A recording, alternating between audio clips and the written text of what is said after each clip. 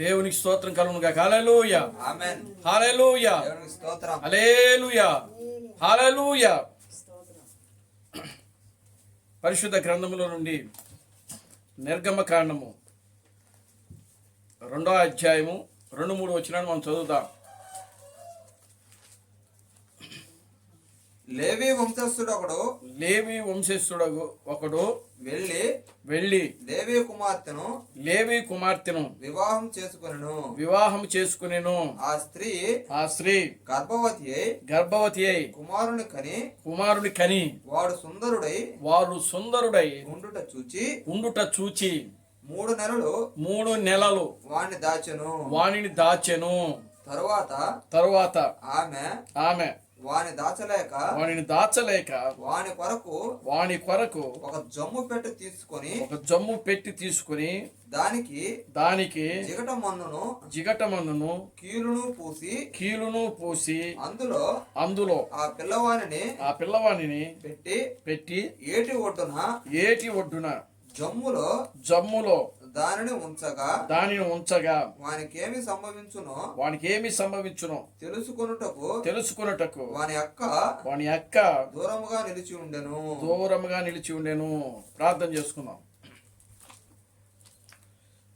ఓ మమ్మల్ని మిక్కిలిగా ప్రేమించిన మా మంచి తండ్రి, జీవము గల దేవుడా, జీవాధిపతి, నిన్న నేడు నిరంతరము ఒకటే రీతిగా ఉన్న మా పరమ తండ్రి, నా ప్రభు అయిన బ్రహ్మ క్రీస్తు, నీ పవిత్రమైన పాదాలకు వందనాలు, స్తుతులు, స్తోత్రములు ప్రభువానికి స్తోత్రములు చెల్లిస్తున్నాను నాయన. ఓ ప్రభువా, ఇప్పటి వరకు నాయన యొక్క 2వ ఆరాధన కార్యక్రమం అంతా కూడా ప్రభువా ఆది నుంచి అంతం వరకు క్రమంగాను మర్యాదగాను నీ నామమునకు మహిమకరముగా మీరు జరిగిస్తున్నందుకే మీకు వందనాలు, స్తుతులు, స్తోత్రములు ప్రభువా. పాటల ద్వారా మీరు మహిమ పొందినందుకే మీకు వందనాలు, స్తుతులు, స్తోత్రములు ప్రభువా. చప్పట్లు కొట్టుకుడు ద్వారా నాయన మీరు మహిమ పొందినందుకే మీకు వందనాలు, స్తుతులు, స్తోత్రములు ప్రభువా. ఓ ఈ సమయంలో నీ వాక్యాన్ని ధ్యానించుటకు నాయన నీ వాక్యమును మేము చదివి ఉండగా నా తండ్రి, చదవబడిన వాక్య భాగమును మీరు ఆశీర్వదించండి, దీవించండి ప్రభువా. ఓ నిజమైనటువంటి నీ వాక్యము యొక్క పస్కాను ప్రభువా మీరే మాకు విరచి వడ్డించమని మీ సన్నిధిలో ప్రార్థిస్తున్నాను తండ్రి.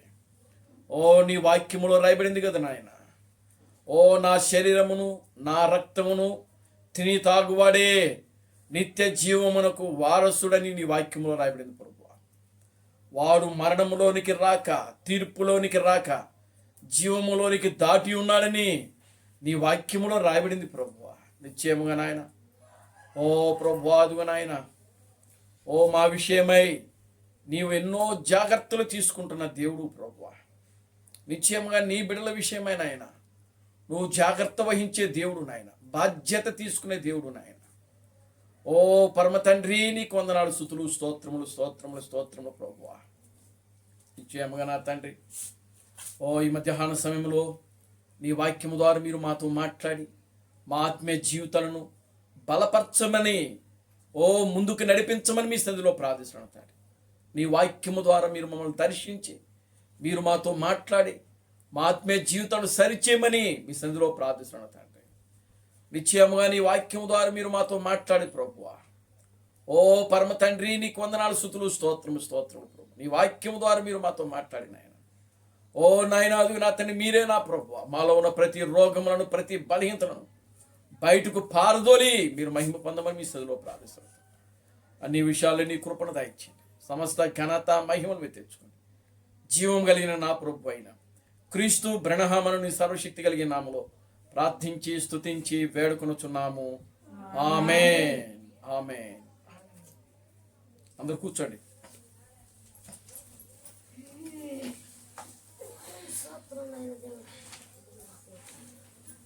దేవునామానికి మహిమ కలుగును గాక. హల్లెలూయా, ఆమేన్, హల్లెలూయా, హల్లెలూయా, గ్లోరీ టు గాడ్, హల్లెలూయా. మన ప్రభువును రక్షకుడును విమోచకుడైన ప్రభు అయిన బ్రహ్మ క్రీస్తు నామంలో మీ అందరికీ నా వందనాలండి. అందరికీ వందనాలు. దేవుడు గడిచినటువంటి ఆదివారం నుంచి నేటి ఆదివారపు ఈ సాయంకాలపు ఆరాధన కార్యక్రమం వరకు కూడా దేవుడు మనలను కాపాడి మనలను రక్షించి మనలను బ్రతికించి మనలను ఆయన సజీవులుగా ఉంచుతున్నాడు. దేవునికి స్తోత్రం కలుగునుగాక. హల్లెలూయా. ఎంతో మందికి లేని భాగ్యము దేవుడు మనకు అనుగ్రహించాడు. ఆయన మన నీతిని బట్టో, లేకపోతే మన భక్తిని బట్టి, లేకపోతే మన విశ్వాసమును బట్టి కాదు, కానీ కనికరించు కృప చూపించు దేవుడైనటువంటి కేవలము ఆయన ఉచితమైన కృప, కేవలము ఆయన దయ, కేవలము ఆయన ప్రేమ. దేవునికి స్తోత్రం కలుగునుగాక. హల్లెలూయా. చూడండి ప్రియమైన దేవుని బిడ్డలారా, గత మధ్యాహ్న ఉదయకాల సమయంలో మనం దేవుని యొక్క వాక్యాన్ని ధ్యానించాం. మోషే యొక్క శరీరమును గురించి మనం ధ్యానం చేశాం. మోషే యొక్క శరీరమును గురించి మికాయేలుతో ఆ యొక్క అపవాది లూసిఫర్ వాదించినట్లుగా, తిరస్కరించినట్లుగా, తర్కించినట్లుగా మనం వాక్యంలో ధ్యానం చేశాం. దేవునామానికి మహిమ కలుగునుగాక. హల్లెలూయా. ఎందుకు మోషే యొక్క శరీరమును గురించి అపవాది మిఖాయేలుతో తర్కించాడు, వాదించాడు అని అంటే, ప్రియులారా గమనించండి, మోషే యొక్క శరీరమును అపవాది చెరసాల్లో బంధించలేకపోయింది. మోషే యొక్క శరీరమును అపవాది చెరసాల్లో బంధించలేకపోయింది. కనుక దేవుడు తన ప్రవక్తల విషయమై ఆయన ఎంత బాధ్యత వహిస్తాడు అంటే, తన బిడ్డల విషయమై ఆయన ఎంత బాధ్యత వహిస్తాడు అని అంటే, నిజంగా ప్రియులారా, ఆయన ఎంతో బాధ్యత కలిగిన దేవుడు ఆయన. ఆమేన్. హల్లెలూయా. మనము ఆరాధించే దేవుడు ఆయన బిడ్డల విషయమై, అంటే మన విషయమై ఆయన ఎంతో బాధ్యత తీసుకునే దేవుడు ఆయన. ఆమేన్. హల్లెలూయా. ఈ సాయంకాల సమయంలో మనం ధ్యానం చేయబోయేటువంటి అంశం ఏంటంటే, దేవుడు తన బిడ్డల విషయమై ఆయన బాధ్యత వహించే దేవుడు. దేవుడు తన బిడ్డల విషయమై బాధ్యత వహించే దేవుడు. దేవుని స్తోత్రం కలుగునుగాక. హల్లెలూయా. చూడండి, ఒక కుటుంబం ఉందనుకోండి. కుటుంబం ఉంది. కుటుంబంలో ఆ కుటుంబానికి ఒక యజమానుడు ఉంటాడు. అదేవిధంగా ఒక యజమానురాలు కూడా ఉంటుంది. దేవునికి స్తోత్రం కలుగునుగాక. హల్లెలూయా. ఒక కుటుంబం ఉందంటే ఆ కుటుంబానికి యజమానుడు ఉంటాడు. అదేవిధంగా యజమానురాలు కూడా ఉంటుంది. అదేవిధంగా ప్రియులారా గమనించండి, వారికి పిల్లలు ఉంటారు. వాళ్ళకి పిల్లలు ఉంటారు. ఆ పిల్లల విషయమై ఆ యొక్క తండ్రి కానీ తల్లి కానీ ప్రియులారా ఎంతో బాధ్యత వహిస్తూ ఉంటారు, బాధ్యత కలిగి ఉంటారు వాళ్ళు. దేవునామానికి మహిమ కలుగునుగాక. హల్లెలూయా. Glory to God. హల్లెలూయా. ఎక్కువ బాధ్యత ప్రియులారా పిల్లల మీద ఎవరుకుంటుందిరా అని అంటే తండ్రికే ఉంటుంది. దేవునామానికి మహిమ కలుగునుగాక. హల్లెలూయా. కుటుంబంలో ఆ యొక్క బిడ్డల మీద కానీ భార్య మీద కానీ ఎక్కువ బాధ్యత ఎవరికి ఉంటుందంటే ఆ కుటుంబం యొక్క యజమానుడికి ఉంటుంది, అంటే భర్తకు ఉంటుంది. దేవునామానికి మహిమ కలుగునుగాక. హల్లెలూయా. చూడండి, ఎందుకనంటే ప్రియులారా ఆ కుటుంబం యొక్క యజమానుడు గనుక వాళ్ళ యొక్క ప్రతి అవసరతలు ఆయన తీరుస్తూ ఉంటాడు. భార్యకు కావలసినటువంటి భార్య యొక్క అవసరతలన్నీ కూడా భర్త తీరుస్తూ ఉంటాడు. దేవునామానికి మహిమ కలుగునుగాక. హల్లెలూయా. అలా తీర్చగలిగినప్పుడే ఆయన ఒక నిజమైన భర్తగా ఉండగలుగుతాడు. ఒకవేళ అలాగా ఆమె యొక్క అవసరతలు తీర్చలేనప్పుడు ఆ వ్యక్తి నిజమైన భర్తగా ఉండలేడు. దేవునామానికి మహిమ కలుగునుగాక. హల్లెలూయా. అదేవిధంగా బిడ్డలు ఉన్నారనుకోండి, వారికి పిల్లలు ఉంటారు. పిల్లల యొక్క ప్రతి అవసరతలను తీర్చాలి, అది తండ్రి యొక్క బాధ్యత. దేవునామానికి మహిమ కలుగునుగాక. హల్లెలూయా. వారి యొక్క అవసరతలు, వారి యొక్క ప్రతి అవసరతలు చూడండి. పిల్లలకి వాళ్ళు ఎదిగే కొలిది ఏ వయసులో వాళ్ళకి ఏ అవసరాలు ఉంటాయో అవన్నీ కూడా గమనించి వాటన్నిటిని కూడా సమకూర్చి ఇచ్చేవాడే నిజమైన తండ్రి, నిజమైన భర్త. దేవునామానికి మహిమ కలుగును గాక. హల్లెలూయా. భార్యకు ఏం అవసరమో అవన్నీ తీసుకొచ్చి ఇచ్చేవాడే నిజమైన భర్త. బిడ్డలకు వాళ్ళకి ఏం అవసరమో ప్రియులారా చూడండి, అవన్నీ సమకూర్చి ఇచ్చేవాడే నిజమైనటువంటి తండ్రి. దేవునామానికి మహిమ కలుగును గాక. హల్లెలూయా. కనుక చూడండి, ఈ లోకములో ఈ కుటుంబములో ఒక యజమానుడు భార్యకు కానీ బిడ్డలకు కానీ వారికి కావలసినటువంటి సమస్తమును కూడా ఆయన ఏ విధంగా అయితే సమకూర్చి పెడుతున్నాడో, బాధ్యత తీసుకుని సమకూర్చి ఇస్తున్నాడో, దేవుడు కూడా ప్రియులారా ఆయన తన బిడ్డల విషయమై, ఆయన యొక్క వధువు విషయమై ఆయన సమస్తమును కూడా సమకూర్చి బాధ్యత వహించి సమకూర్చి ఆయన ఏం చేస్తున్నాడంటే ఆ సమయానికి ఏది కావాలో ఏమి కావాలో అవన్నీ కూడా ఇస్తాడు ఆయన. దేవునామానికి మహిమ కలుగును గాక. హల్లెలూయా. అది దేవుడు అంటే. దేవునామానికి మహిమ కలుగును గాక. హల్లెలూయా. చూడండి, దేవుడు అనేటువంటి వ్యక్తి ప్రియులారా ప్రజలు అవసరములు తీర్చాలి. Glory to God. హల్లెలూయా. అవునా కదా? ప్రజల యొక్క అవసరతలు తీర్చాలి, వాళ్ళ సమస్యలు తీర్చాలి. ఆమేన్. హల్లెలూయా. కానీ దేవుడు ఆల్రెడీ అవన్నీ కూడా ఆయన ముందే చేసేసాడు. ఆయన బిడ్డలకు కావలసిన సమస్తమును కూడా ఆయన ఈ సృష్టిలో ఆయన ఏం చేసేసాడు? సమకూర్చి ఇచ్చేసాడు. ఆయన బిడ్డలకు ఆయన ఏమి కూడా లోటు చేయలేదు, ఏది కూడా లోటు చేయలేదు. ఆయన సమస్తమును కూడా ఆయన సమకూర్చి పెట్టేసేసాడు.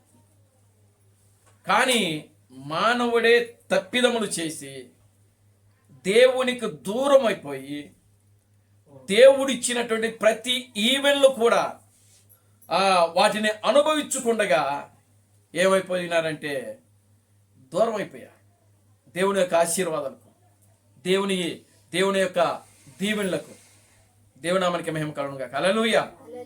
కనుక ప్రియులారా గమనించండి, అయినా సరే అయినా మానవుడు దేవుని విషయంలో తప్పిదము చేసి పాపము చేసి ప్రియులారా గమనించండి,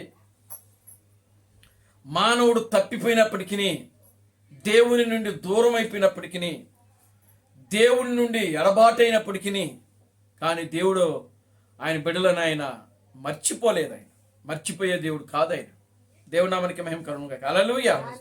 గ్లోరీ టు గాడ్. హల్లెలూయా. కనుక ప్రియులారా గమనించండి, ఆయన మర్చిపోయే దేవుడు కాదు కనుకనే మానవుడు దేవునికి దూరం అయిపోయినప్పటికీ కూడా ఆయన మానవుడిగా వచ్చి తన రక్తాన్ని చిందించి చనిపోయి సమాధి చేయబడి తిరిగి 3వ దినాన లేచి ప్రియులారా గమనించండి,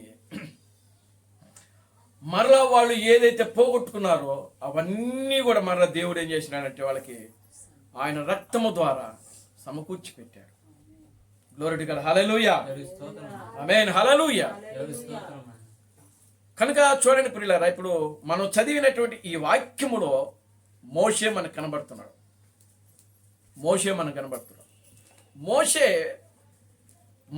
అనగా అర్థం ఏంటి? మోషే అనగా అర్థం ఏంటి? మోషే అనగా అర్థం ఏంటంటే ప్రియులారా 2 అర్థాలు ఉన్నాయంట. దేవునామానికి మహిమ కలుగును గాక. హల్లెలూయా. ఎన్ని అర్థాలు ఉన్నాయండి? చెప్పాలి మీరు. 2 అర్థాలు ఉన్నాయంట మోషే అంటే. 2 అర్థాలు అంటే ఆయన 2 లాంగ్వేజ్ల్లో ఉన్నాడు. అంటే 2 దేశాల యొక్క భాషల్లో పెరిగాడు ఆయన. ఒకటి హీబ్రూ భాష. మొదటిది ఏంటిది? హీబ్రూ భాష. దేవునికి స్తోత్రం కలుగును గాక. హల్లెలూయా. ఈ యొక్క హీబ్రూ భాషలో మోషే అనే పదము ఎలా వచ్చింది అని అంటే ప్రియులారా గమనించండి, మాషా హీబ్రూ పదములో మోషే పేరు అసలు మాషా అంట. మాష. దేవునికి స్తోత్రం కలుగును గాక. హల్లెలూయా. మాష అనగా అర్థం ఏంటి అంటే, ప్రియులారా గమనించండి, మాష అనగా అర్థం ఏంటంటే హీబ్రూ పదము నుండి అది బయటకు వచ్చిందంటాం. చూడండి, మాష అనగా అర్థం ఏంటంటే బయటకు లాగుట అని అర్థం అంట. దేవునికి స్తోత్రం కలుగును గాక. హల్లెలూయా. మాష అనగా అర్థం ఏంటి? బయటకు లాగుట. అంటే ఇది ఏ భాష? హీబ్రూ భాష. హీబ్రూ భాషలో మోషే అనే పేరు ఎలా ఉందంటే మాష. మాష అనగా అర్థం ఏంటి? బయటకు లాగుట అంట. అంటే బయటకు లాగుట అంటే ఆయన ఎక్కడున్నాడు అని అంటే నైలు నది మీద ఉన్నాడు. దేవునికి స్తోత్రం కలుగును గాక. హల్లెలూయా. ఆమేన్. హల్లెలూయా. తర్వాత మళ్ళా మరొక భాష అంటే అర్థం ఏంటి? మరొక భాషలో అంటే ఈజిప్టియన్స్ అంటే ఐగుప్తుల యొక్క భాష. దానికి కూడా ఒక భాష ఉంది, ఐగుప్తుల యొక్క భాష. ఐగుప్తుల యొక్క భాషలో ఆయన పేరేంటంటే మోషే. ఐగుప్తుల యొక్క భాషలో అసలు పేరు ఏంటంటే మోషే. దేవునికి స్తోత్రం కలుగును గాక. హల్లెలూయా. మోషే అనగా అర్థం ఏంటి అని అంటే పిల్లవాడు అని అంట.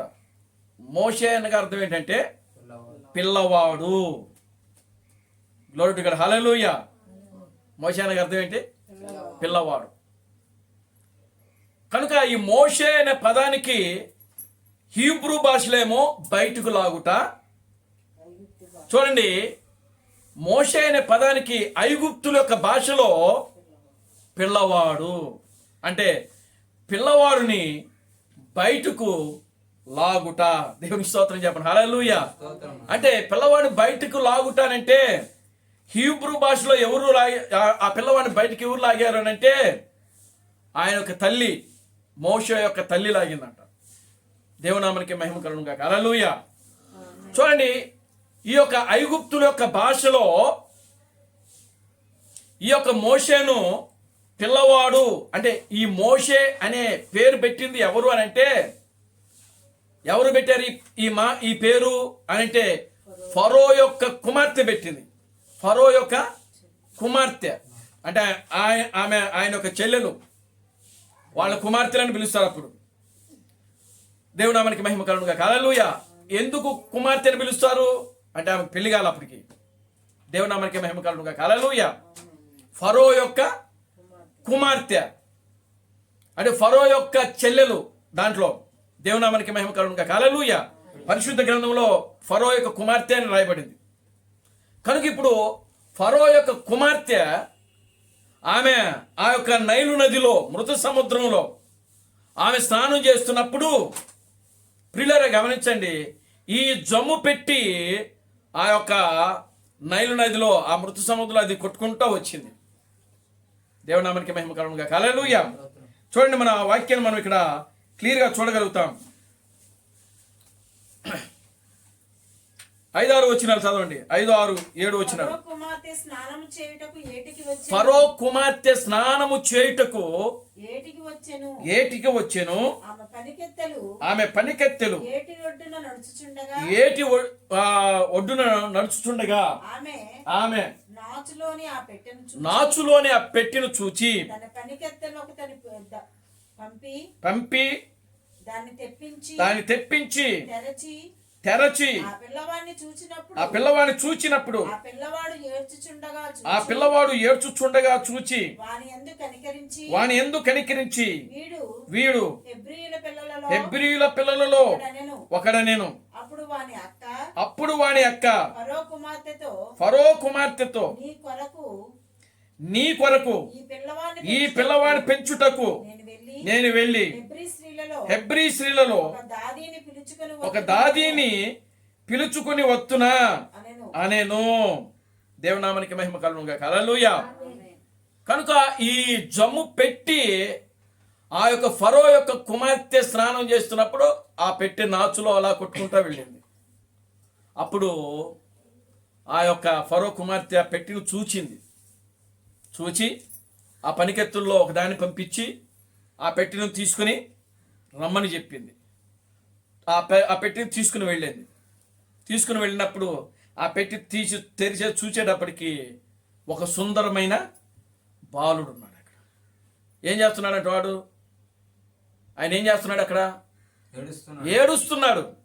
ఆ పెట్టి ఎప్పుడైతే మూత తెరిచిందో ఆ పెట్టి లోపల ఏడుస్తున్నటువంటి బాలుని చూసింది, పిల్లవాడిని చూసింది. దేవుని నామమునకి మహిమ కలుగును గాక. హల్లెలూయా, గ్లోరీ టు గాడ్, హల్లెలూయా. అప్పుడు చూడండి, ఈ పిల్లవాడిని వెంబడిస్తుంది ఎవరు? అక్క మిరియాం. దేవుని నామమునకి మహిమ కలుగును గాక. హల్లెలూయా. తల్లి పంపించింది. ఆ యొక్క ఎకోబేదు ఆమె యొక్క తల్లి. ఎవరి యొక్క తల్లి? మోషే యొక్క తల్లి, మిరియామ యొక్క తల్లి. మిరియామ ఏం చేసింది? ఆ యొక్క తల్లి, ప్రియులారా గమనించండి, ఆ జమ్ము పెట్టిలో పెట్టి ఆ పిల్లవాడిని ఎప్పుడైతే ఆ నైలు నది మీద వదిలిందో వెంటనే ప్రియులారా ఆ పిల్లవాడిని వెంబడించుటకు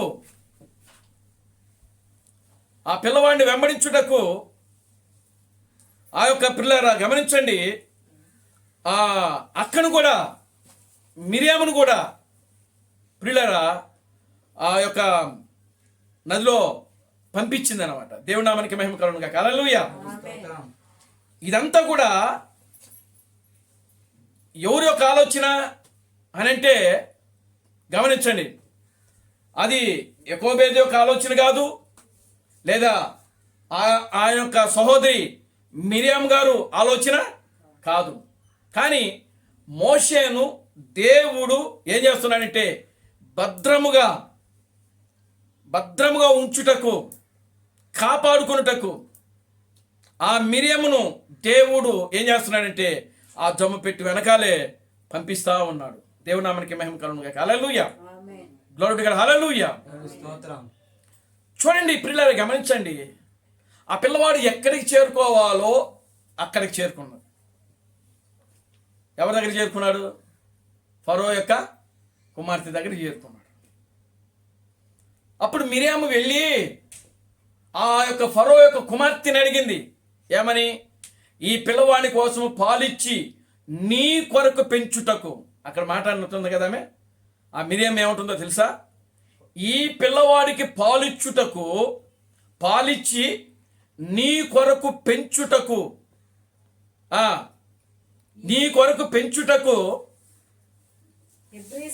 హెబ్రీ స్త్రీలలో ఒక దాదిని తీసుకొని వస్తున్నా అని అడిగింది. దేవుని నామానికి మహిమ కలుగును గాక. హల్లెలూయా. చూడండి ప్రియులారా గమనించండి, ఎలా చూడండి అమ్మా. ఆ మిరియాము వీని కోసము పాలిచ్చి పెంచుటకు, నీ కొరకు పెంచుటకు ఇదిగో ఒక దాదిని వీని కోసం తీసుకుని వస్తున్నా అని అడిగింది. అక్కడ చూడండి, ఆమె వీని యొక్క తల్లిని తీసుకొస్తానని అనట్లేదు. అర్థమైందా? దేవునామానికి మహిమ కలుగును గాక. హల్లెలూయా. నిజంగా వీని యొక్క తల్లిని తీసుకుని వస్తానని అంటే అక్కడ ఏం జరిగేది అని అంటే మోషేను కూడా చంపేసేవాడే. ఎందుకంటే హెబ్రీ పిల్లోడు కాబట్టి. దేవునామానికి మహిమ కలుగును గాక. హల్లెలూయా, గ్లోరీ టు గాడ్, హల్లెలూయా. ఇప్పుడు మిరియాం అక్కడ ఏమంటుందంటే వీని కొరకు, నీ కొరకు వీనిని పెంచుటకు, పాలిచ్చు పెంచుటకు ఒక దాదిని తీసుకుని వచ్చేదనా అని అడిగింది. వెంటనే ఆ యొక్క ఫరో కుమార్తె ఏం చెప్పింది? వెళ్ళి తీసుకునిరా. గ్లోరీ టు గాడ్, హల్లెలూయా. వెళ్ళి ఎవరిని తీసుకుని వచ్చింది? ఎవరిని తీసుకొచ్చింది? ఆ తల్లినే తీసుకొచ్చింది. దేవునామానికి మహిమ కలుగును గాక. హల్లెలూయా.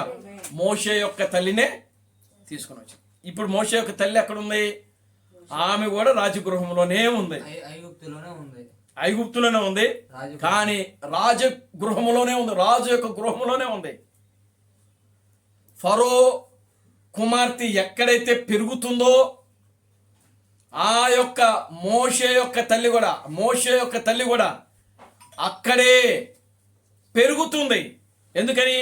మోషేకి ఏం చేస్తున్నామే? పాలిస్తుంది. మోషేకు పాలిచ్చి వాడిని పెంచుతుంది, వాడిని పెద్దవాడిని చేస్తుంది. దేవునామానికి మహిమ కలుగును గాక. హల్లెలూయా. క్రీస్తు బ్రహ్మం చెప్తున్నాడు, ఆ తల్లి ఆ రాజగృహములోకి వెళ్ళినప్పుడు, మోషే యొక్క తల్లి ఆ రాజగృహములోనికి వెళ్ళినప్పుడు చూడండి, ఆ రాజగృహములో మోషేకి వాళ్ళ యొక్క దేవుని గురించి, వాళ్ళ దేవుడు ఏమై ఉన్నాడో, వాళ్ళ దేవుడు పేరేమిటో ఇవన్నీ కూడా ఆ ఉగ్గు పాలుతోనే ఆమె నేర్పించిందంట. దేవునికి స్తోత్రం చెప్పండి. హల్లెలూయా. మరి ఈ రోజున తల్లిదండ్రులు ఆ విధంగా చేస్తున్నారు బిడ్డల్ని. పేరుకి క్రైస్తవులు. దేవునామానికి మహిమ కలుగును గాక. హల్లెలూయా. పేరుకి క్రైస్తవులు అంతే. కనుక ప్రియమైన దేవుని బిడ్డలారా, చూడండి, ఈ రోజున మోషే ఐగుప్తు ఫరో రాజు తర్వాత యువరాజుగా అక్కడ పెరిగాడు అని అంటే దానికి గల కారణం ఎవరో తెలుసా? ప్రియులారా గమనించండి, ఆయన తల్లి కాదు, ఫరో కుమార్తె కాదు, లేకపోతే మిరియాము కాదు. ఇదంతా ఎవరు ప్లాన్ అంటే దేవుని యొక్క ప్లాన్. అది దేవునికి స్తోత్రం చెప్పండి. హల్లెలూయా. దేవుని యొక్క ఆలోచన. దేవుని నామానికి మహిమ కలుగును గాక. హల్లెలూయా. దేవుని యొక్క ఆలోచన, దేవుని యొక్క ఉద్దేశం, అది దేవుని యొక్క ప్రణాళిక. అది గ్లోరీ టు గాడ్. హల్లెలూయా. నిజంగా ప్రియులారా, అంత ప్రణాళిక ఉంది కనుకనే నిజంగా ఆయన చనిపోయే ఆ శవం అక్కడ ఉన్నప్పటికీ దేవుడు ఆ శవం గురించి బాధ్యత వహించాడు. ఏమండి? చూడండి ప్రియులారా, గమనించండి, యేసుక్రీస్తు చనిపోయాడు, సమాధి చేయబడ్డాడు. ఆయన మనుషులే ఆయన శవాన్ని దించారు, ఆ శరీరం దించారు, సమాధిలో పెట్టారు. ఆయన తిరిగి లేచాడు. ఆయన శరీరం గురించి సాతానుడికి ఏమాత్రము కూడా ఇంత కూడా ఆలోచన లేదు. ఎందుకని అని అంటే, నేను చనిపోతాడు, డైరెక్ట్ నా దగ్గరికే వస్తాడని సాతానుడికి కూడా తెలుసు. దేవుని నామానికి మహిమ కలుగును గాక. హల్లెలూయా. Glory to God. హల్లెలూయా. ఎందుకు అని అంటే ప్రియులారా, యేసుక్రీస్తు ఆయన దేవుని కుమారుడు అనుకుని సిలువేసిందంట సాతానుడు. నిజంగా ఆయనే గొప్ప యెహోవా, ఆయనే గొప్ప యెహోవా, ఆయనే ఈ సృష్టికర్త, ఆయనే ఈ సృష్టిని నిర్మించిన వాడు అని చెప్పి, ఒకవేళ ప్రియులారా గమనించండి, సాతానుడికి ఆ ఆలోచన ఉంటే యేసుక్రీస్తును సిలువ వేసేది కాదంట. దేవుని నామానికి మహిమ కలుగును గాక. హల్లెలూయా. చూడండి, ఇక్కడ ఇప్పుడు సాతానుడు దేవుడు. సాతానుడు ఒక ఎత్తు వేస్తుంటే, అంటే ఒక ఆలోచన, ఒక పన్నాగం పన్నుతా ఉంటే, దానికి పై ఎత్తు, దానికి పై పన్నాగము దేవుడు ఇక్కడ పన్నాగుతా ఉన్నాడు. దేవునికి స్తోత్రం చెప్పండి. హల్లెలూయా. ఆలోచన చేస్తా ఉన్నాడు అన్నమాట ఆయన. చూడండి, సాతానుడు కేవలము సాతానుడికి తెలుసు ఏమని, దేవుడు ప్రజల గురించి రక్తము కారిస్తే నిజంగా ప్రజలకు రక్షణ కలుగుద్దని దేవుడికి తెలుసు, సాతానుడికి తెలుసు. ఒకవేళ యేసుక్రీస్తు నేనే దేవుడిని అని చెప్పుకొని ఉంటే పరిశుద్ధ గ్రంథంలో, నిజంగా సాతానుడు అనేవాడు అసలు ఆ యొక్క ఆయన పేరేంది, ఇస్కరేతు యూదాలో చేరి ఆ సిలువకు వెళ్ళడానికి ప్రేరేపించేవాడు కానే కాదంట. దేవుని నామానికి మహిమ కలుగును గాక. హల్లెలూయా. ఎందుకని అనంటే, రక్షణ కార్యము ఏ మానవుడైతే దేవుడు సృష్టించాడో ఆ మానవుడు పడిపోయినప్పుడు ఆ దేవుడే వచ్చి మానవుని రక్షించాలని దేవుని యొక్క ప్రణాళికలో ఉంది. ఆ ప్రణాళిక సాతానుడికి తెలుసు. కానీ ఇక్కడ దేవుడు ఏం చేస్తున్నాడంటే కుమారుడుగా వచ్చాడు. దేవుని నామానికి మహిమ కలుగును గాక. హల్లెలూయా. ఎలా వచ్చాడు? కుమారుడుగా, అంటే మనిషి కుమారుడుగా వచ్చాడు. ఈ మనిషి కుమారుడుగా రావటం వల్ల సాతానుడికి ఆలోచన కొంత ఏమైందంటే అక్కడ భంగమేర పడిపోయింది. దేవునామానికి మహిమ కలుగును గాక. హల్లెలూయా. స్తోత్రం నాయన. అంటే ఈ వచ్చినటువంటి ఈ యెహోవా ఏం చెప్పుకుంటున్నాడు ఇక్కడ అని అంటే, నేను దేవుని కుమారుణ్ణి, నేను దేవుని కుమారుణ్ణి, నేను మనిషి కుమారుణ్ణి అని చెప్పుకుంటున్నాడు. ఆయన మరుగు చేసి పెడతాడు. మరుగు చేసేసాడు. అంటే మరుగు చేసేసాడు అంటే ఎవరికి మరుగు చేస్తున్నాడు ఇక్కడ అంటే దయ్యానికి మరుగు చేస్తున్నాడు ఆయన, అది మనుషులకు ఆ కాదు, మనుషులు కాదు. దయ్యానికి మరుగు చేస్తాడు. దేవునామానికి మహిమ కలుగును గాక. హల్లెలూయా. ఆమేన్, ఆమేన్ తండ్రి. దేవుని యొక్క సంతానమునకు ఆయన ఎన్నడూ కూడా మరుగుగా ఉండడు. ఉండడు. ఆమేన్ తండ్రి. Glory to God. హల్లెలూయా. దేవుడికి స్తోత్రం. దేవుని యొక్క సంతానమునకు ఆయన మరుగుగా లేడు గాని లేడు గాని అపవాదికి కానీ అపవాది యొక్క సంతానమునకు ఆయన మరుగుగానే ఉన్నాడు. ఆమేన్ నాయన. ఆయన దైవత్వములో రెండో వ్యక్తిగా కనబడుతున్నాడు. ఎవరికి? సర్ప సంతానానికి, సంతానానికి, దయ్యపు సంతానానికి, అపవాదికి, అపవాదికి నాయన. వాని యొక్క సంతానమునకు ఆయన దైవత్వములో రెండో వాడిగా కనబడుతున్నాడు కానీ ఆయన దేవుడిగా కనబడటం లేదు. అందుకనే సర్పం ఏం చేసిందంటే, అపవాది ఏం చేసిందంటే ఇస్కరియోతు యూదాలో దూరి దూరి ఆయన కుమారుని చంపేయాలా, ఆయన కుమారుని చంపాలా. దేవుని నామానికి మహిమ కలుగును గాక. హల్లెలూయా. ఆ రక్షణ శిలువ కార్యమును ప్రియులారా ఆగిపోయేటట్టు నిజంగా ఆయన దేవుడే అని తెలిస్తే, మానవ రూపంలో ఉన్న యెహోవాని సాతానుడికి తెలిస్తే ఆ యొక్క రక్షణ కార్యం అనే దానికి ఆ యొక్క అపవాది ఏం చేస్తాడంట? అడ్డుపడతాడంట. అడ్డుపడకుండా ఉండటానికే దేవుడు వాడి నేత్రములు మూయడానికే, వాడి కన్నులు మూయడానికి, వాక్యంలో ఉంది కదా, పౌలు అంటాడు కదా, ఏమంటాడు?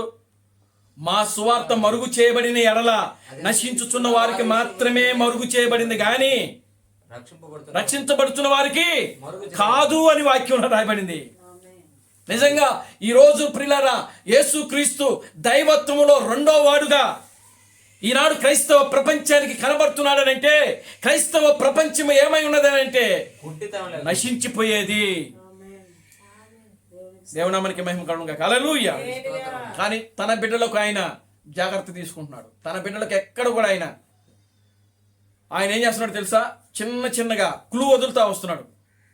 నేనే దేవుణ్ణి, నేనే దేవుని, మనిషి రూపంలో ఉన్న దేవుణ్ణి, మానవుడిగా ఉన్న దేవుని అని చెప్పి ప్రియులారా చిన్న చిన్న క్లూస్ వదులుతా వస్తున్నాడు ఆయన తన బిడ్డలకు. దేవునామానికి మహిమ కలుగును గాక. హల్లెలూయా. ఇప్పుడు ఆయన బిడ్డలు ఏమైనారంటే వెంటనే ఆ చిన్న క్లూ పట్టుకుంటున్నారు. ఆ యొక్క చిన్న ఆ క్లూ పట్టుకొని, క్లూ అంటే అర్థమైంది గుర్తు. దేవునికి స్తోత్రం చెప్పండి. హల్లెలూయా. గుర్తులు. చిన్న క్లూ అంటే చిన్న గుర్తు వదులుతా వస్తున్నాడు ఆయన. మానవ శరీరంలో ఉండి ఆయన దేవునికి గల గుర్తులు ఏం చేస్తున్నాడు? తన బిడ్డల మధ్యలో ఆయన ఏం చేస్తున్నాడంటే వదులుతా వస్తున్నాడు. అప్పుడు ఆయన బిడ్డలు ఏం చేస్తున్నారంటే వాటిని పట్టుకుంటున్నారు, ఆ గుర్తులు పట్టుకుంటున్నారు. దేవునామానికి మహిమ కలుగును గాక. హల్లెలూయా. ఆ వాక్యాలు పట్టుకుని ఏం చేస్తున్నారు? ఈయన నిజంగా దేవుడే, ఈయన దేవుని కుమారుడు కాదు. ఒకవేళ దేవుని కుమారుడు అని చెప్పుకుంటున్నాడు కానీ కుమారుడు రూపంలో ఉన్న దేవుడే. దేవునామానికి మహిమ కలుగును గాక. హల్లెలూయా. మానవ శరీరంలో ఉన్న దేవుడే అని చెప్పి ప్రియులారా తన బిడ్డలు ఆయన ఏం చేస్తున్నాడంటే గ్రహించున్నట్లుగా జాగ్రత్త పడుతున్నాడు ఆయన. ఎందుకో తెలుసా? ఆయన బిడ్డలు తప్పిపోవడానికి వీల్లేదు. దేవునామానికి మహిమ కలుగును గాక. హల్లెలూయా. అసలు ఆయన వచ్చిందే తన బిడ్డల కోసము. భూమికి పునాదులు వేయబడక మునిపే ఆయన ఆలోచనలో, ఆయన తలంపులో, ఆయన ఉద్దేశాల్లో, ఆయన ప్రణాళికలో, గొర్రెపిల్ల యొక్క జీవ గ్రంథంలో ఎవరి పేర్లైతే రాయబడినాయో వారిని బయటికి తీసుకుని వచ్చడం కోసమే, వాళ్ళు ఆయనను గ్రహించడం కోసమే ఆయన భూమి మీదకి వచ్చాడు ఆయన. దేవునామానికి మహిమ కలుగును గాక. హల్లెలూయా.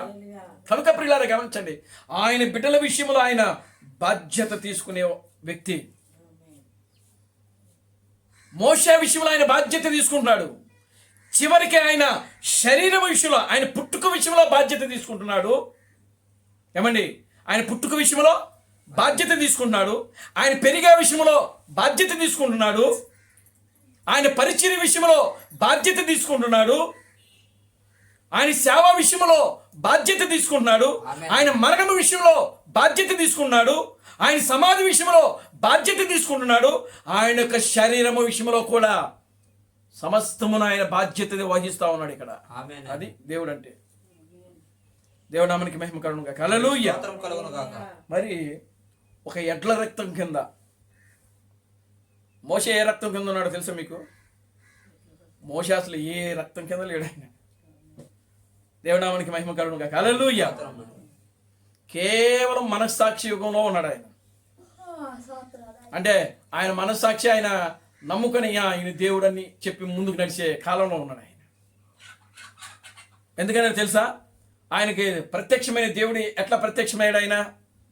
ఇదిగో అబ్రహాము దేవుడిని, ఇస్సాకు దేవుడును, యాకోబు దేవుడును, నీ తండ్రి దేవుడును, నీ దేవుడును. చూడండి ఏమంటున్నాడు అక్కడ? అబ్రహాము దేవుడును, ఇస్సాకు దేవుడును, యాకోబు దేవుడును, నీ తండ్రి దేవుడును. దేవుని నామానికి మహిమ కలుగును గాక. హల్లెలూయా. గనుక ప్రియమైన దేవుని బిడ్డలారా గమనించండి. అప్పుడు ఆ మాటలు చెప్పినప్పుడు ఆ యొక్క మోషే శిరస వహించాడు అక్కడ. అంతే, మారు మాట కూడా మాట్లాడాడు. అప్పుడు ఆయన ఒక మనస్సాక్షి యుగములో ఒక ఎడ్ల రక్తం ఆయన ద్వారానే బలులు అర్పించబడ్డాయి. అప్పుడు ఉదయకాలంలో బయలు అర్పించాలి, సాయంకాల సమయంలో ఒక బలి అర్పించాలి. ఏమండి? బళ్ళు ఎక్కడి నుంచి వచ్చి స్టార్ట్ అయినాయి? ఎక్కడి నుంచి ప్రారంభమయ్యాయి? అబ్రహాం కాడి నుంచి బలిపీఠం అది వేరు. దేవునామానికి మహిమ కలుగును గాక. హల్లెలూయా. హేబేలు దయ్యం కాడి నుంచి స్టార్ట్ అయింది. చూడండి ప్రియులారా గమనించండి. బలులు, సంఘానికి బలులు, ఇశ్రాయేలుకి బలులు ఎప్పటి నుంచి ప్రారంభించబడ్డాయి అని అంటే ప్రియులారా గమనించండి, మోషే దగ్గర నుంచే ప్రారంభించబడ్డాయి. ఆమేన్ నాయన. మోషే దేవుడు ఏం చెప్తాడంటే, మోషే నీవు నీ అన్నను అహరోనును యాజకుడిగా నియమించమంటాడు ఆయన. ప్రధాన యాజకుడు. పరిశుద్ధ గ్రంథంలో మొట్టమొదట ప్రధాన యాజకుడు ఎవరు అని అంటే అహరోనే. ఆమేన్ నాయన. దేవునామానికి మహిమ కలుగును గాక. హల్లెలూయా. స్తోత్రం. ఆ యాజకత్వము, అహరోను యాజకత్వము ప్రియులారా, ఆ అహరోను తర్వాత అహరోను కుమారులు, ఆ విధంగా ఆ లేవి వంశస్థులు మాత్రమే ఇప్పటి వరకు కూడా యాజకత్వం జరిగిస్తానే ఉన్నారు అక్కడ. దేవునామానికి మహిమ కలుగును గాక. హల్లెలూయా. స్తోత్రం. కనుక ఇప్పుడు చూడండి, కనుక మోషే యొక్క విషయంలో దేవుడు చివరికి ఆయన శరీరము విషయంలో కూడా ప్రియులారా ఎంతో బాధ్యత తీసుకొని ఉన్న దేవుడు ఆయన. ఎడ్ల రక్తము కింద, గొర్రెల యొక్క రక్తము కింద, మేకల యొక్క రక్తము కింద ఉన్నటువంటి ఒక మానవ శరీరం గురించి దేవుడు అంత బాధ్యత తీసుకున్నాడే. ఏమని? అవును సార్. మరి మనము ప్రియులారా మనం ఏ రక్తం కింద ఉన్నాం? మనం ఏ రక్తము కింద ఉన్నామనంటే ఉదయకాలంలో వచ్చినటువంటి యేసుక్రీస్తు యొక్క రక్తము కింద మనం ఉన్నాం. ఓ సాయంకాల సమయంలో బలి అయినటువంటి ప్రభు అయిన క్రీస్తు బ్రహ్మ యొక్క రక్తము కింద మనం ఉన్నాం. ఆమేన్ నాయన. యేసుక్రీస్తు యొక్క రక్తము ద్వారా మనము మన ఆత్మ రక్షించబడింది. ప్రభు అయిన క్రీస్తు బ్రహ్మ యొక్క రక్తము ద్వారా మన దేహమునకు విమోచన జరిగించాడు ఆయన. ఆమేన్ నాయన. దేవునామానికి మహిమ కలుగును గాక. హల్లెలూయా. మరి ప్రియులారా గమనించండి, అంత శ్రేష్టమైనటువంటి నిజమైనటువంటి బలి యొక్క రక్తము ద్వారా మనం ఉన్నప్పుడు ప్రియులారా మరి మన గురించి దేవుడు ఎంత బాధ్యత వహిస్తాడు? ఏమండి? ఎంత బాధ్యత వహించాలి ఆయన. దేవునామానికి మహిమ కలుగును గాక. హల్లెలూయా. స్తోత్రం నాయన. దేవుడు మనలను ఆయన ఊరికే ఎన్నుకోలేదండి. ఊరికే ఎన్నుకోలా. ఇప్పుడు నిజమైన దానిని రావడం కోసమే ఈ లోకంలో ప్రియులారా 6000 సంవత్సరాలుగా దేవుడు ఆయన ఎవరిని ఎప్పుడు ఏ కాలములో ఎవరిని రప్పించాలో చూడండి. క్రీస్తు బ్రహ్మ చెప్తున్నాడు, వీళ్ళంతా కూడా ఆ వధువును మోయడానికి వచ్చినటువంటి నిజమైన కాండాలు అంటారు. కాండాలు, ఆకులు, రెమ్మలు. దేవునామానికి మహిమ కలుగును గాక. హల్లెలూయా. ఏమండి? అవును సార్, అవును. చూడండి, మోషే ఒక కాండము. ఆమేన్, హల్లెలూయా. దేవుని స్తోత్రం. ఆ కాలంలో ఉన్నటువంటి ప్రవక్తులు ఎవరైతే ఉన్నారో, యాజకులు ఎవరైతే ఉన్నారో, వాళ్ళందరూ కూడా ఆకులు రెమ్మలతో సమానం. ఆమేన్. మోషే ఒక కాండమైతే, మోషే ఒక విత్తనమైతే, కాండములు, ఆకులు, రెమ్మలు ఇవన్నీ కూడా ప్రియులారా గమనించండి, ఎవరు అనంటే ఆ యొక్క ప్రియులారా గమనించండి, ఆ ప్రవక్తులై ఉన్నారు. వాళ్ళ ద్వారా ప్రియులారా గమనించండి, నిజమైన విత్తనము ఒకటి వచ్చింది. దేవునామానికి మహిమ కలుగును గాక. హల్లెలూయా. ఆ నిజమైనటువంటి విత్తనము ఎవరనంటే యేసుక్రీస్తు. ప్రభువైన యేసుక్రీస్తు వారు. ఆమేన్, హల్లెలూయా. ఆమేన్. అబ్రహాము ఒక మూల స్తంభము, ఇస్సాకు ఒక మూల స్తంభము, యాకోబు ఒక మూల స్తంభము, ఏమండి, మోషే ఒక యోసేపు ఒక మూల స్తంభము. దేవునామానికి మహిమ కలుగును గాక. హల్లెలూయా. స్తోత్రం నాయన. కనుక ఈ నాలుగు మూల స్తంభములుగా ప్రియులారా యూదా సంఘము ఏర్పాటు చేయబడిన అనేది జరిగింది. దేవునామానికి మహిమ కలుగును గాక. హల్లెలూయా. కనుక ఈ వేళల్లో ఒక పరిపూర్ణమైనటువంటి క్రీస్తుగా ఎవరు వచ్చారు అంటే ఆ కాలంలో ప్రియులారా మోషే వచ్చాడు. పరిపూర్ణమైన క్రీస్తుగా మోషే వచ్చాడు. Glory to God. హల్లెలూయా. చూడండి, మోషే కాలము అది ఏ కాలం అనంటే ప్రియులారా ఒక విధంగా చెప్పాలంటే అది విత్తబడిన కాలముగా ఉంది. క్రీస్తుకు ఆయన నిజమైనటువంటి ప్రియులారా గమనించండి, పరిపూర్ణమైనటువంటి ఒక మాదిరిగా, క్రీస్తుకు ఒక మాదిరిగా, ఒక నిజమైన క్రీస్తుకు ఆయన సూచనగా ఆ పాత నిబంధనలో మోషే ఉన్నాడు. కాబట్టి అందుకే ప్రియులారా గమనించండి, ఆయన మోషే విషయంలో అంత బాధ్యతగా తీసుకున్నాడు. చూడండి, అంతకుముందు మోషే కంటే ముందు ఎవరు కూడా కార్యాలు చేసిన వాళ్ళు బైబిల్లో లేరు. మోషేతోనే ధర్మశాస్త్రం ఇవ్వబడింది, మోషేతోనే ఇశ్రాయేలు ప్రజలకు విమోచన కలిగింది, మోషేనే ఒక ప్రవక్తగా ఉన్నాడు అక్కడ. అందుకే మోషే ఒక దినాన ప్రియులారా గమనించండి, ఆ ఇశ్రాయేలు ప్రజలను బయటికి తీసుకొచ్చినప్పుడు ఎన్నే ఎంబ్రే అనేటువంటి వారు, ఆ యొక్క కోరాహ అనేటువంటి వ్యక్తి, వీళ్ళందరూ కూడా మోషే మీద ఏమవుతారు? తిరుగుబాటు చేస్తారు.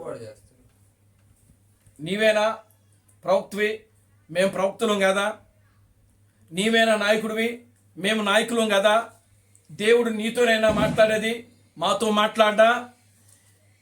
చూడండి, ఈ విధంగా ఈ యొక్క ఎన్ఏ ఎంబ్రేలు, ఆ యొక్క కోరాహ అనేటువంటి వ్యక్తులు ప్రియులారా మాట్లాడుకొని మోషే మీద ఏం చేస్తారు? తిరుగుబాటు చేస్తారు.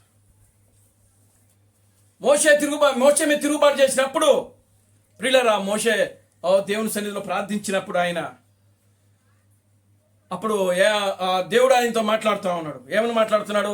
ఇదిగో నీ నాయకత్వం కావాలనుకున్న వారు నీ వైపుకి రమ్మని చెప్పు అని చెప్తాడు. మోషే వెంటనే సెలవిస్తాడు. ఆ మాట చెప్పినప్పుడు మోషే యొక్క నాయకత్వము ఎవరైతే ఇష్టపడుతున్నారో వారందరూ కూడా మోషే వైపుకి వస్తారు. మోషే యొక్క నాయకత్వమును ఎవరైతే ఇష్టపడరో వాళ్ళందరూ కూడా ఎన్ఏ ఎంబ్రేల వైపు నిలబడతారు. మరి అప్పుడు ఏం జరిగిందండి? అప్పుడు ఏం జరిగింది? గొప్ప భూకంపం కలిగింది. అక్కడ భూమి నెర విడిచింది, భూకంపం వచ్చింది, భూమి రెండుగా చీలిపోయింది. అక్కడ భూమి రెండుగా చీలి ఏమైపోయింది అని అంటే ఆ జనులందరూ కూడా, మోషేకు వ్యతిరేకంగా లేచిన ప్రజలందరూ, ఆ జనులందరూ కూడా ఏమైపోతారంటే ఆ భూమి నెర విడిచుట్లో పడిపోయి నాశనమైపోతారు. దేవునామానికి మహిమ కలుగును గాక. హల్లెలూయా. చూడండి ప్రియులారా, అక్కడ దేవుడు మోషే పక్షాన నిలబడి అక్కడ ఏం చేస్తున్నాడంటే న్యాయమును జరిగిస్తా ఉన్నాడు. ఆయన దేవుడు తన బిడ్డల పక్షాన ఆయన నిలబడి, నిజంగా దేవుడు తన కార్యములను ఆయన ఏం చేసే దేవుడు అంటే జరిగించే దేవుడు ఆయన. దేవునామానికి మహిమ కలుగును గాక. హల్లెలూయా. Glory to God. హల్లెలూయా. చూడండి ప్రియమైన దేవుని బిడ్డలారా గమనించండి, దేవుడు నిజంగా ఆ యొక్క మూల స్తంభముగా తీసుకుని వచ్చినప్పుడు, అప్పుడు నిజమైన క్రీస్తుగా మోషే వచ్చినప్పుడు ప్రియులారా ఆయన ద్వారా ఇజ్రాయేలు సంఘాన్ని బయటికి తీసుకొచ్చినప్పుడు ఆ ఇజ్రాయెల్ సంఘములోకి ప్రియులారా గమనించండి, జ్యేష్ఠుడుగా ఒకే ఒక కుమారుడుగా ఎవరు వచ్చారంటే యేసుక్రీస్తు వచ్చారు. ఆయన గురించే బైబిల్ ఏం రాయబడిందంటే అద్వితీయ కుమారుడు అని బైబిల్లో రాయబడింది.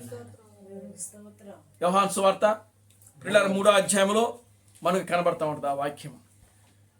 16వ వచనంలో ఉంటుంది. చూడండి, యోహాను సువార్త 3వ అధ్యాయం. దేవుడు లోకమును ఎంతో ప్రేమించెను ఆ, కాగా ఆయన తన అద్వితీయ అద్వితీయ కుమారుని పుట్టినవాని యందు విశ్వాసముంచు ప్రతి వాడును నశింపక నిత్య జీవము పొందునట్లు ఆయనను అనుగ్రహించెను. ఏ కుమారుడు అంటండి ఈయన? అద్వితీయ కుమారుడు, ఏకైక కుమారుడు. ఎవరికి పంపించబడ్డాడు ఆయన అని అంటే ఇజ్రాయేలు సంఘమునకు. అద్వితీయ కుమారుడుగా ఇజ్రాయేలు సంఘమునకు, ఏకైక కుమారుడుగా ఇజ్రాయేలు సంఘమునకు ఆయన పంపించబడ్డాడు. కానీ ఇజ్రాయేలు వచ్చిన కుమారుణ్ణి ఏం చేశాడు? తృణీకరించింది. చూడండి, యోహాను సువార్త 1వ అధ్యాయము.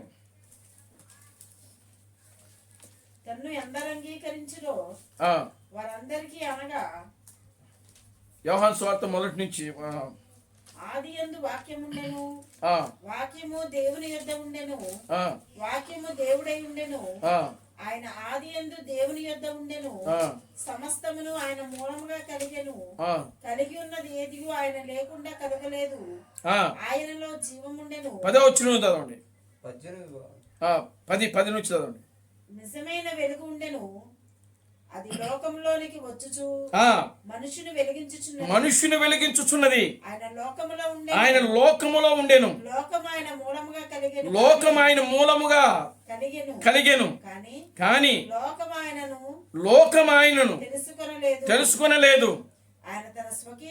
ఆయన తన స్వకీయుల యొద్దకు వచ్చెను, ఆయన స్వకీయులు ఆయనను అంగీకరించలేదు. అది దేవునామానికి మహిమ కలుగునుగాక. హల్లెలూయా. ఏకైక కుమారుడు, అద్వితీయ కుమారుడు అయినటువంటి యేసుక్రీస్తు తన సంఘానికి వచ్చినప్పుడు తన సంఘము అయినటువంటి ఇజ్రాయేలు ఆయన ఏం చేసిందంటే తృణీకరించింది. ఆయన స్వకీయుల మధ్యలోకి వచ్చాను, ఆయన స్వకీయులు ఆయనను అంగీకరించలేదు. మరి అంగీకరించినప్పుడు ఏం చేసినాడు? ఆయన ఏం చేశాడు? దేవునామానికి మహిమ కలుగునుగాక. హల్లెలూయా. ఆయన అంగీకరించలేదు. వారు అంగీకరించినా అంగీకరించకపోయినా ప్రియులారా, తాను వచ్చిన ఉద్దేశం ఏమిటో, తన యొక్క ప్రణాళిక ఏమిటో, తన యొక్క ఆలోచన ఏమిటో ఆయన నెరవేర్చుటకే భూమి మీదకి వచ్చాడు. కానీ వాడు అంగీకరించలేదని చెప్పి ఆయన పనిని ఆయన మానుకోలేదు. దేవునామానికి మహిమ కలుగునుగాక. హల్లెలూయా. ఆయన ఆలోచన ఆయన మానుకోలేదు. అందుకనే ఆయన పరిచర్య చేస్తున్నప్పుడు ఒక కనాను స్త్రీ ఆయనను వెంబడించింది. ఒక కనాను స్త్రీ ఏం చేసింది? ఆయనను వెంబడించి, అయ్యా ఇదిగో నా కుమార్తె చనిపోటుకు సిద్ధముగా ఉన్నది అని చెప్పి ఆయన వెంబడిస్తా ఉంది. దేవునామానికి మహిమ కలుగునుగాక. హల్లెలూయా. ఏమంటుందని? దావీదు కుమారుడా యేసు అని పిలుస్తా ఉంది. వీడైన పట్టుదల అనేటువంటి వర్తమానంలో ఓ ప్రభు అయిన క్రీస్తు అబ్రహాము మాట్లాడుతున్నాడు ఆ కనాను స్త్రీ గురించి. ఆమేన్. హల్లెలూయా. ఏ పట్టుదల అంటది? వీడని పట్టుదల. అప్పుడు పేతురు, యోహాను, ఆంద్రియా వీళ్ళందరూ కూడా ఆ స్త్రీని ఏమంటున్నారంటే, అమ్మా ఆగో, ఇదిగో ఆయన ఇప్పుడు నీ పని మీద రాలేదు, నువ్వు ఎంత కేకలేసినా ప్రయోజనము లేదు.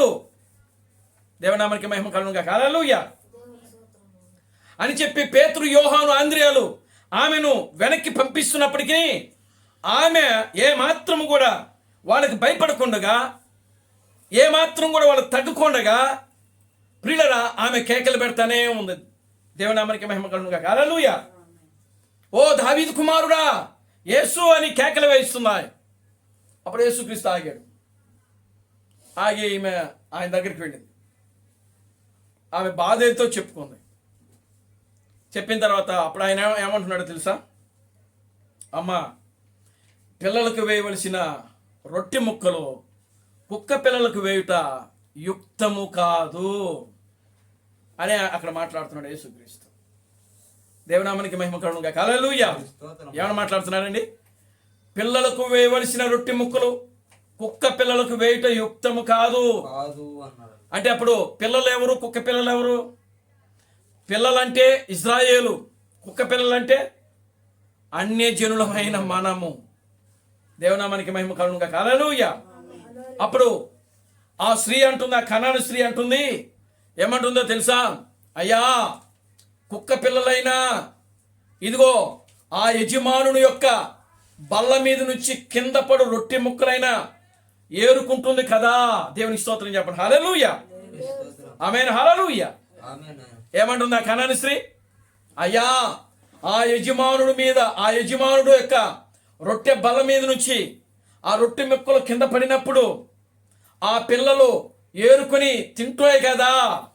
దేవునామానికి మహిమ కలుగునుగా. హల్లెలూయా అని చెప్పినప్పుడు అప్పుడు యేసు ఆమె యొక్క విశ్వాసాన్ని చూశారంట. చూచి అప్పుడు ఏమంటున్నాడు ఆయన అనంటే, ఇశ్రాయేలులోనైనను ఇంతటి విశ్వాసం కలిగిన వారిని నేను చూడలేదు. అప్పుడు ఆయన అన్ని జనుల వైపు ఆయన మనసు మళ్ళింది. దేవునామానికి మహిమ కలుగునుగా. హల్లెలూయా. అంటే అన్ని జనులలో ఇంతటి విశ్వాసం కలిగిన వాళ్ళు ఉన్నారా? Glory to God. హల్లెలూయా. స్తోత్రం. అందుకనే దేవుని మనం చూడకపోయినా మనం నమ్ముతున్నాం. ఆమేన్. హల్లెలూయా. దేవుని మనం చూసామా? చూడలా. ఏమంటే విఠపాల్ గారు మనం చూసామా? చూడలా సార్.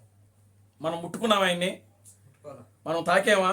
ప్రభు అయిన క్రీస్తు బ్రహ్మను మనం చూసామా? ప్రభు అయిన క్రీస్తు బ్రహ్మను మనం తాకామా?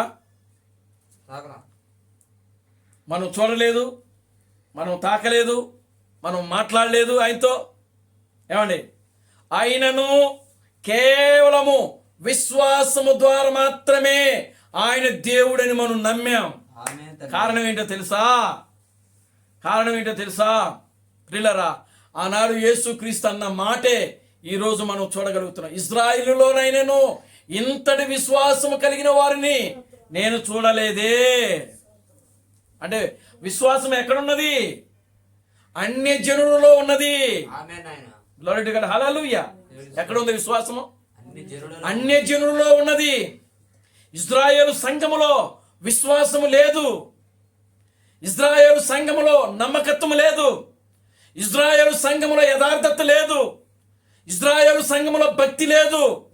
ఇజ్రాయేలు సంఘములో ప్రియులారా గమనించండి, దేవుని మీద ప్రియులారా ఏ మాత్రము కూడా వాళ్ళకి కొంచెము కూడా భక్తి లేనే లేదు.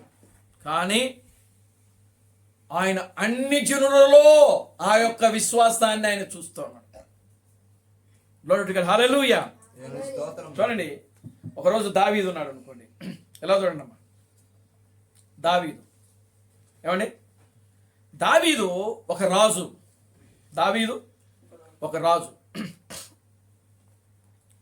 దావీదు రాజుగా ఉన్నప్పుడు అమోరీయులకి ఈడకి ఇశ్రాయేలుకి యుద్ధం జరిగింది. ఫిలిస్తీన్లకు అమోరీయులు వీళ్ళకి ఏం జరిగింది? యుద్ధం జరిగింది. మరి యుద్ధం జరిగేటప్పుడు రాజు యుద్ధానికి వెళ్ళాలా లేదా? వెళ్ళాలా. కానీ రాజు యుద్ధానికి వెళ్ళకుండా రాజు దగ్గర ఉన్నటువంటి మంత్రి అయినటువంటి ఊరియా అనేటువంటి వ్యక్తిని ముందు పెట్టి ఏం చేస్తాడంటే యుద్ధానికి పంపించి ఆ యుద్ధంలో ఊరియాను చంపించేస్తాడు. దేవుని నామానికి మహిమ కలుగునుగా. హల్లెలూయా. దేవుని స్తోత్రం. ఇప్పుడు ఆ యొక్క ఊరియాను చంపించడానికి గల కారణం ఏంటో తెలుసా?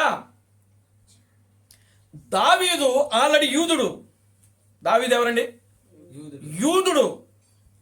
దావీదు యూదుడై ఉండి ఒక కనాను స్త్రీని వివాహం చేసుకుంటున్నాడు ఆయన.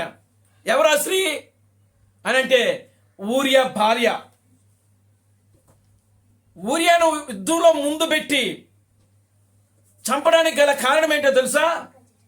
ఆ యొక్క ఊరియా భార్యను తీసుకొచ్చుకోవడం కోసమే. ప్రియులారా గమనించండి, దావీదు ఆ యొక్క ఊరియా భార్యను, ఆ యొక్క ఊరియాను ముందు పెట్టి ఏం చేస్తున్నాడంటే యుద్ధములో ఏం చేశాడంట? చంపించాడంట. దేవునామానికి మహిమ కలుగును గాక. హల్లెలూయా. అలాగే ఉంది వాక్యములో, దేవునామానికి మహిమ కలుగును గాక. హల్లెలూయా. కానీ ఇక్కడ క్రీస్తు థామస్ ఏం చెప్తున్నాడు అని అంటే, ప్రియులారా గమనించండి, దావీదు ఒక క్రీస్తుకు సూచనగా ఉన్నాడు. దావీదు క్రీస్తుగా సూచనగా ఉన్నాడు. దావీదు క్రీస్తుగా సూచనగా ఉన్నప్పుడు ఆల్రెడీ సంఘాన్ని ఎవరు? ఆ యొక్క ఊరియా భార్య, ఆ పేరేమిటి? బెత్షెబా. బెత్షెబా సంఘానికి సూచనగా ఉన్నదంట. Glory to God. హల్లెలూయా. బెత్షెబా ఎవరికి సూచనగా ఉంది? సంఘానికి. అంటే సంఘాన్ని క్రీస్తు కంటే ముందు ఎవరు స్వాధీనంలో ఉన్నారంటే అపవాది చేతిలో ఉందంట. దేవునామానికి మహిమ కలుగును గాక. హల్లెలూయా. ఇక్కడ ఊరియా ఎవరికి సూచనగా ఉన్నాడంటే అపవాదికి, సాతానుడికి. దేవునామానికి మహిమ కలుగును గాక. హల్లెలూయా. స్తోత్రం నాయన. Glory to God. హల్లెలూయా.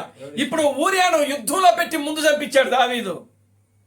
అంటే ఇప్పుడు ఆల్రెడీ ఆయనకు అనేక మంది భార్యలు ఉన్నారు. ఎంతమంది భార్యలు దావీదుకి?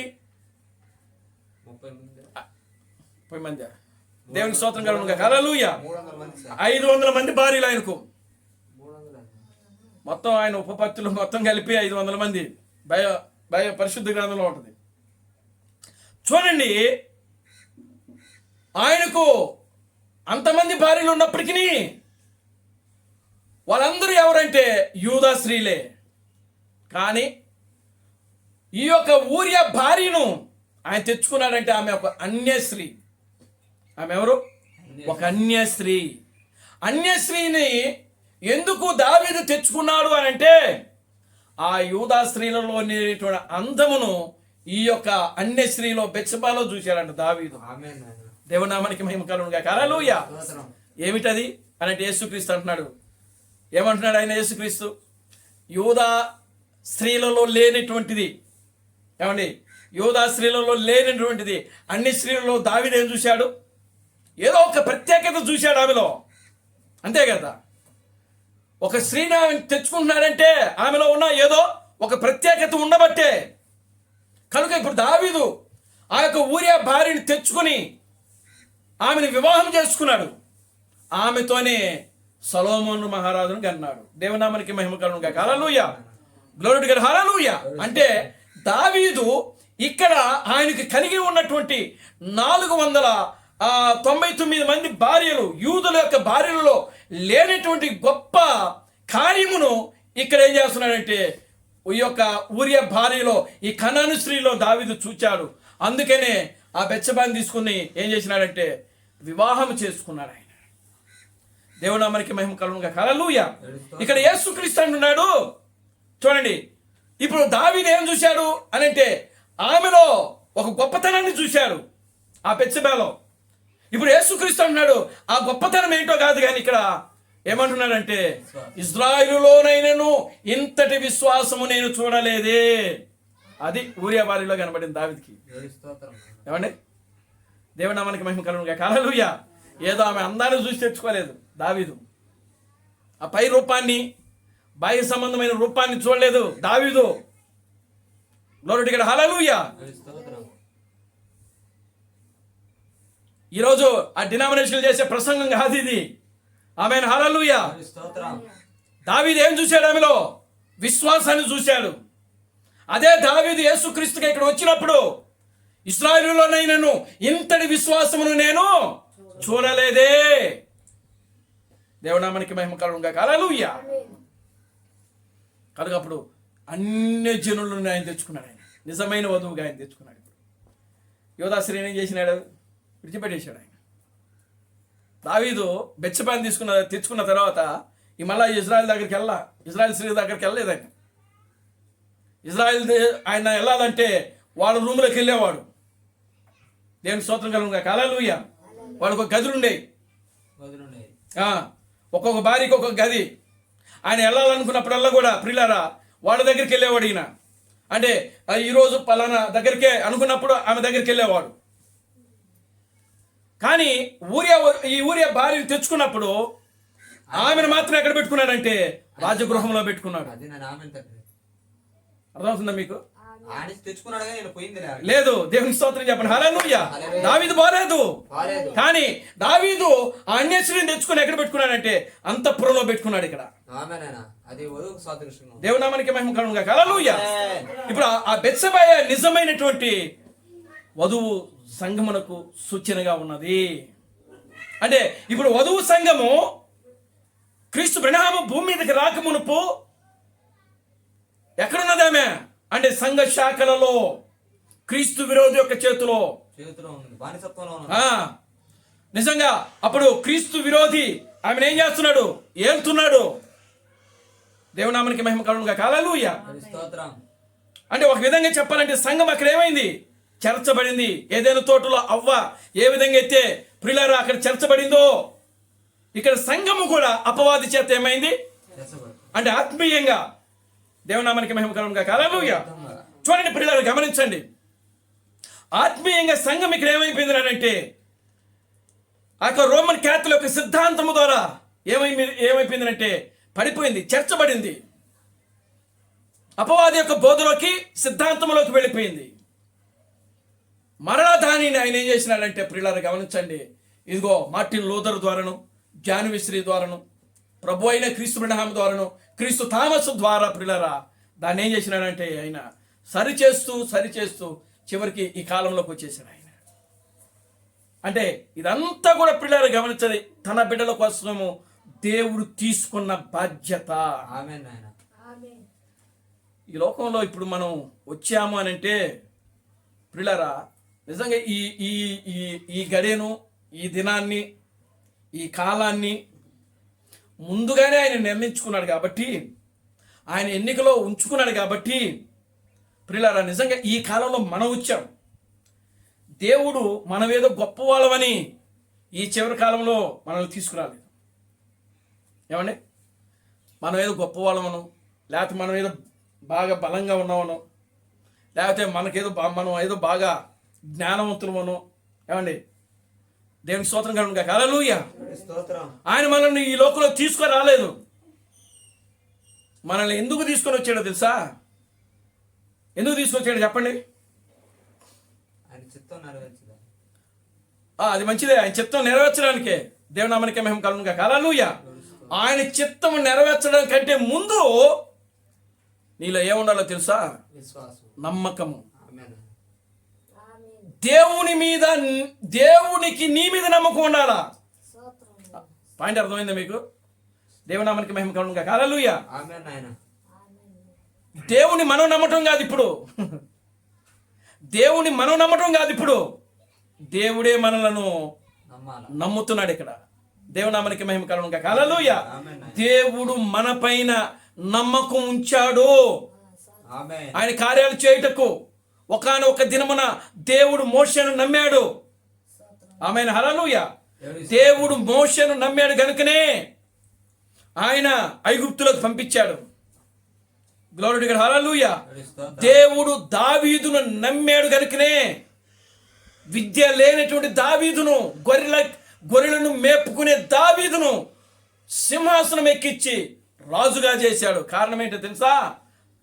దావీదు గొప్పవాడని కాదు, లేదా దావీదు ఓ మంచి సుందరవంతుడు, అందవంతుడు అని కాదు. ఏం చూశాడు దావీదులో? నమ్మకం చూశాడు. దేవుడు నమ్మకత్వాన్ని చూశాడు. అరే ఆ గొర్రెలను ఎంతో నమ్మకంగా కాశాడు ఆయన. గొర్రెల్నే అంత నమ్మకంగా కాచిన వాడు అంటే ప్రజలను కాచుకోలేడు ఆయన. ఏమండి? దేవునామానికి మహిమ కలుగును గాక. హల్లెలూయా. అది నమ్మకం అంటే. దేవుడు మనలను నమ్మి ఈ లోకములోకి ఈ చివరి కాలంలో పంపించాడు ఆయన. మనలను నమ్మి. ఎందుకో తెలుసా ప్రియులారా గమనించండి. ఆయన వాక్యమయందు మనం స్థిరముగా నిలబడతామని ఆయనకు తెలుసు. మనం యథార్థంగా నిలబడతామని ఆయనకు తెలుసు. ఆయన కార్యాలు చేయుటకు వీళ్ళు మాత్రమే అర్హులని ఆయనకు తెలుసు కనుకనే ఆయన మనలను నమ్మాడు కనుకనే ఈ చివరి కాలంలో దేవుడు మనలను ఈ భూమి మీదకి తీసుకుని వచ్చాడు. దేవునామానికి మహిమ కలుగునుగాక. హల్లెలూయా. దేవుని స్తోత్రం నాయన. మనము దావీదు యొక్క కాలంలో లేము, లేదా మోషే యొక్క కాలంలో లేము, లేదా యెషయా, ఇర్మియా, యెహెజ్కేలు యొక్క కాలంలో లేము. మనము యేసుక్రీస్తు యొక్క కాలంలో లేము, లేదా 12 మంది అపోస్తుల యొక్క కాలంలోను, పౌలు యొక్క కాలంలో, లేదా ఐరినెస్, మార్టిన్ కొలంబో, లేదా మార్టిన్ లూథర్, జాన్ వెస్లీ వారి యొక్క కాలంలో లేవు. కానీ ప్రియమైన దేవుని బిడ్డలారా గమనించండి, మనము ఏ కాలంలో ఉన్నాము అని అంటే ప్రియులారా, తలరాయి యొక్క కాలంలో మనము జీవించుచున్నాము. ఆమేన్ నాయన. ఆమేన్. హల్లెలూయా. దేవుని స్తోత్రం. ఏ కాలంలో జీవిస్తున్నా? తలరాయి యొక్క కాలంలో జీవిస్తున్నాం. పరిపూర్ణమైన ప్రియులారా విశ్వాసముతో ఉండే కాలంలో మనం జీవిస్తున్నాం. పరిపూర్ణమైన విశ్వాసం ఇది, అపనమ్మకం కాదు. Glory to God. హల్లెలూయా. దేవుని స్తోత్రం నాయన. ఒక పరిపూర్ణమైన విశ్వాసముతో ఉండే కాలంలో మనం జీవిస్తున్నాం కనుకనే దేవుడు మనలను నమ్మి మన మీద ఆయన బాధ్యత పెట్టాడు. మన మీద ఆయన బాధ్యత పెట్టాడు. ఆయన తన బిడ్డలను ఆయన ఎలా కాపాడుకోవాలో, ఎలా రక్షించాలో, ఏ విధంగా బాధ్యత తీసుకోవాలో ఆయన తెలుసుకొని ప్రియులారా మనలను నమ్మి ప్రియులారా ఈ భూమి మీదకి తీసుకొచ్చాడు మనల్ని. ఆయన దేవునామానికి మహిమ కలుగునుగాక. హల్లెలూయా. స్తోత్రం నాయన. ఏమండి, మనము ఇప్పుడు దేవుని నమ్మడం కాదు, దేవుడు మనల్ని నమ్మి వర్తమానం ఇచ్చి మన చేతికి ఇచ్చి పంపించాడు ఆయన. ఆమేన్. ఆమేన్ తండ్రి. అది 2000 సంవత్సరాల క్రితము ప్రియులారా గమనించండి, యేసే క్రీస్తు అని ప్రకటించబడింది. ఆయన నమ్మిన వాళ్ళు ఉన్నారు. కానీ ఇప్పుడు మరి బ్రహ్మే క్రీస్తు అని నమ్మితే ప్రకటిస్తే నమ్మే వాళ్ళు ఉన్నారా? లేరండి. ఉన్నారు. ఆయన మీద నమ్మకం కలిగిన వాళ్ళు ఉన్నారు. అది ఆమేన్. ఆయన నమ్మేవాళ్ళు, ఆయన నమ్మే వాళ్ళే ఉంటారు. ఎవరైతే ఆయన మీద నమ్మకం పెట్టుకున్నారో వాళ్ళకే ఈ వర్తమానం ఇస్తున్నాడు. ఆమేన్ తండ్రి. ఆమేన్. హల్లెలూయా. దేవుని స్తోత్రం. Glory to God. హల్లెలూయా. స్తోత్రం. దేవుడు ఎవరినైతే నమ్ముతున్నాడో, దేవుడు ఎవరినైతే నమ్ముతున్నాడో ఆమేన్ నాయన. దయ్యం బాగా పనిచేస్తుంది ఇక్కడ. అమ్మా సామాన్యం కాదు సార్. చూడండి, దేవుడు ఎవరినైతే నమ్ముతున్నాడో ఆమేన్. వాళ్ళకే ఈ సువార్తను అప్పగిస్తున్నాడు ఆయన. దేవుని స్తోత్రం నాయన. నమ్మకం లేనోడికి దేవుడు వర్తమానం ఇవ్వడు. ఆమేన్ నాయన. మధ్యలో విడిచిపెట్టి పారిపోయే వాళ్ళకి దేవుడు పారిపోయేవాడు లేడా? వర్తమానం ఇవ్వడు. లేకపోతే కోతి గంతులు వేసే వాళ్ళకి, లేకపోతే కప్ప గంతులు వేసే వాళ్ళకి ఈ వర్తమానం దేవుడు ఇవ్వలా. దేవునికి స్తోత్రం కలుగునుగాక. హల్లెలూయా. దేవునికి స్తోత్రం నాయన. కోతి గంతులు కొంచెంసేపు కోతి ఏం చేస్తుంది? కొంచెంసేపు ఈ చెట్టు మీద ఉంటది, కొంచెంసేపు మరలా ఆ చెట్టు మీద ఉంటది. ఆ చెట్టు మీద నుంచి ఈ చెట్టు మీదకి, ఈ చెట్టు మీద నుంచి ఆ చెట్టు మీదకి అటు ఇటు గంతులు వేసే వాళ్ళని కోతులు అంటారు. దేవునికి స్తోత్రం కలుగునుగాక. హల్లెలూయా. అది కోతి యొక్క స్వభావం, అవునా? పంది యొక్క స్వభావం. కనుక ఇప్పుడు చూడండి ప్రియులారా, గమనించండి. ఇప్పుడు ఈ వర్తమానాన్ని దేవుడు కోతులకి ఇవ్వలా. అవును నాయన. ఆమేన్. హల్లెలూయా. దేవుని స్తోత్రం. లేకపోతే పందులకి ఇవ్వలా. ఎందుకు పందులకి ఇస్తే ఏం చేస్తాయో తెలుసా? అది వాటి యొక్క కాళ్ళతో తొక్కి చీల్చి మరలా బురదలోకి వెళ్ళిపోతాయి. ఎవరిలాగా నంద్యాలలో ఉన్నవాళ్ళలాగా. దేవునికి స్తోత్రం చెప్పండి. హల్లెలూయా. స్తోత్రం నాయన. Glory to God. హల్లెలూయా. ఆమేన్ నాయన. వాళ్ళకి పందులకు దేవుడు ఏమిచ్చాడు? ముత్యాలు ఇస్తే ఆ ముత్యాలు ఏం చేసినాయంట? కాళ్ళతో తొక్కి చీల్చి మళ్ళీ వెనక్కి వెళ్ళిపోయింది. మళ్ళీ ఆయనకి ఆ బురదే బాగుందా అని చెప్పి మళ్ళీ వీళ్ళు ఆ బురదలో ఏం చేస్తున్నారని పొల్లాడుతున్నాయి పందులు. పంది స్వభావమే అది బాలా. మరి అది బానప్పుడు ఎన్ని ముత్యాలు అలంకరించిన ప్రయోజనం ఏముంది? ఎన్ని రోజులు దాంట్లో ఉన్న ఏం సుఖం? దేవునామానికి మహిమ కలుగునుగాక. హల్లెలూయా. స్తోత్రం నాయన. కోతి స్వభావం మారదు. ఆర్దో. పంది స్వభావం మారదు. మారదు. కాకి ఇదిగో అది ఆ బూడిదంతా పోసుకుని నేను తెల్లగా ఉన్నాను అనుకుంటే సరిపోదు. సరిపోదు. అది కాకే. అది కాకే. అవును నాయన. దాని 2 రెక్కలతో అది ఇలా దులిపినప్పుడు దులిపినప్పుడు ఆ వైట్ దాని మీద ఉన్నటువంటి ఆ బూడిదంతా బయటకు వెళ్ళిపోతే దాని స్వభావం దాని రంగు అంతా బయటకు వస్తుంది.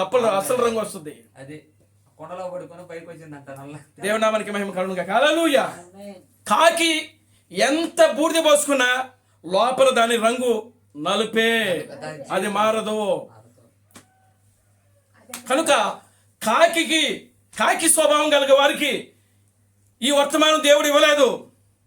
లేదా పంది స్వభావం కలిగిన వారికి దేవుడు ఈ వర్తమానం ఇవ్వలేదు. ఇవ్వలేదు. లేదు కోతి స్వభావం కలిగిన వారికి వర్తమానం ఇవ్వలేదు. ఇవ్వలేదు. లేదా కుక్కలకి ఇవ్వలేదు. ఇవ్వలేదు నాయన. కుక్కలు ఏం చేస్తాయి? కక్కిన కూటికి మరలా తిరిగి కక్కిన వాంతికి మరలా తిరిగి ఆ వాంతినే ఏం చేస్తుందంట? తింటదంట. ఎంత దరిద్రం చూడండి. చీయను కూడా నిజంగా జరిగేది అది. చూడండి ప్రియులారా, గమనించండి. వెనక్కి తిరిగేది ఉండదు. ఈ రోజున ప్రియులారా, ఈ వర్తమానంలో వెనక్కి వెళ్ళిపోయిన వాళ్ళందరూ కూడా ఆ స్వభావం కలిగిన వాళ్ళే. ఇందులో సందేహం లేదు. స్తోత్రం.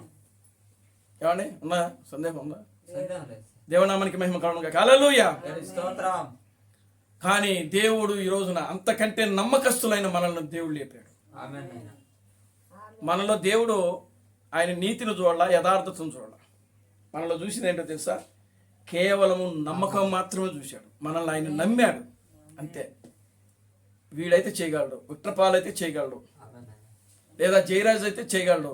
ఆయనకు తెలుసు ముందే ఎవరు నిలబడతారో, ఎవరు నిలబడరో, అన్ని చూపించి ఎవడు నమ్మకంగా ఉంటాడో, ఎవడు నమ్మకంగా ఉండడో దేవుడి స్తోత్రం. ఆయనకు ముందే తెలుసు. అంతే. కాకులు వచ్చినాయి. కాకులు వచ్చి తన బూడిదంతా దులుపుకొని తన రంగును చూపించుకొని వెళ్ళిపోయినాయి. అనేక మంది వెళ్ళిపోయారు వర్తమానంలో. దేవునామానికి మహిమ కలుగునుగాక. హల్లెలూయా. పందులు వచ్చినాయి.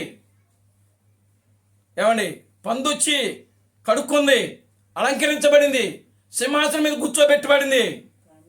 కానీ మరలా ఆ బురద కనబడేటప్పటికి ఈ అలంకరణ నాకు వద్దు, నేను తట్టుకోలేకపోతున్నాను నాయన అని చెప్పి అదంతా కూడా ఓడబీకి నా జాతి కాడికి మళ్ళా తిరిగి ఆ పంది బురదలోకి కంపు కొట్టుకుంటా వెళ్ళిపోయింది.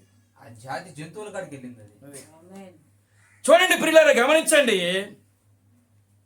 ఒక రోజున కుక్క తన స్వభావం బయట పెట్టింది, కోతి తన స్వభావం పెట్టింది.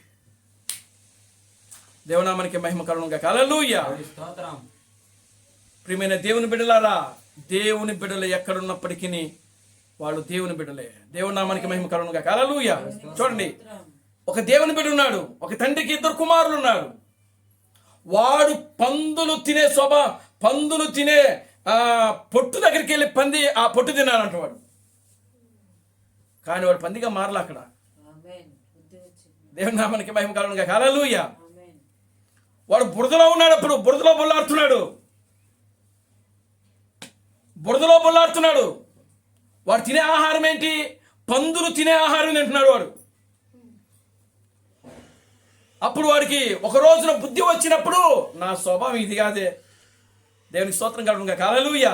నేను ఇలా ఉండాల్సినోని కాదు, నా స్థితిగతులు ఇది కాదు. నా తండ్రి ఎంతో ఆస్తివంతుడు. నా తండ్రి ఇంత అనేక మందికి ఉచితముగా భోజనము దొరుకుతుంది. దేవునామానికి మహిమ కలుగునుగాక. హల్లెలూయా. దేవుడి స్తోత్రం. నా తండ్రి ఇంట అనేక మందికి ఉచితముగా భోజనం దొరుకుతుంది.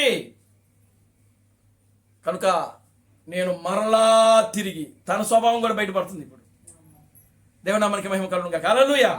వారిదే స్వభావము, దేవుడి స్వభావం. నిజమైనటువంటి దేవుని యొక్క కుమారుని యొక్క స్వభావం బయటకు వస్తా ఉంది. ఆమేన్. దేవునామానికి మహిమ కలుగునుగాక. హల్లెలూయా. వాడికి బుద్ధి వచ్చినప్పుడు, వాడికి జ్ఞానం వచ్చినప్పుడు, వాడికి తెలివితేటలు వచ్చినప్పుడు, ఏమండి, వాడి స్వభావం ఇప్పుడు ఏమవుతుందంటే మారుతా ఉంది. నా తండ్రి తింటున్నా, ఇదిగో నేనైతే ఈ పందులు తినే ఆహారం తింటున్నాను, కానీ నా తండ్రి ఇంట అనేక మందికి ఆహారము ఉచితంగా దొరుకుతుంది.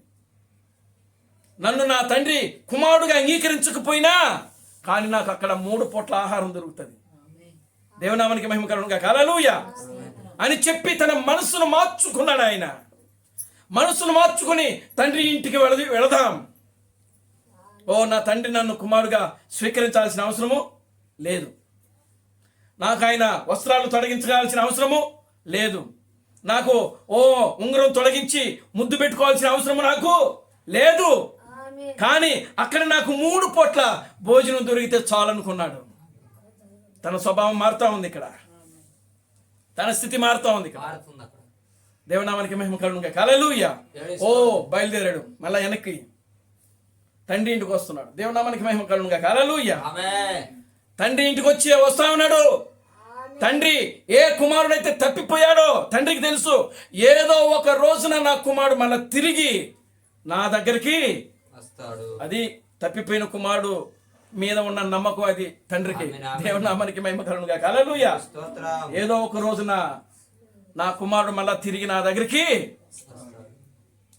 అది తండ్రి పెట్టుకున్న నమ్మకమే కదా అది అంతే కదా సార్. కుమారుడు మీద. అవును. ఇప్పుడు మనమే ఆ స్థానంలో ఉన్నాం. ఆమేన్. దేవుని నామానికి మహిమ కలుగునుగా. హల్లెలూయా. దేవుని స్తోత్రం.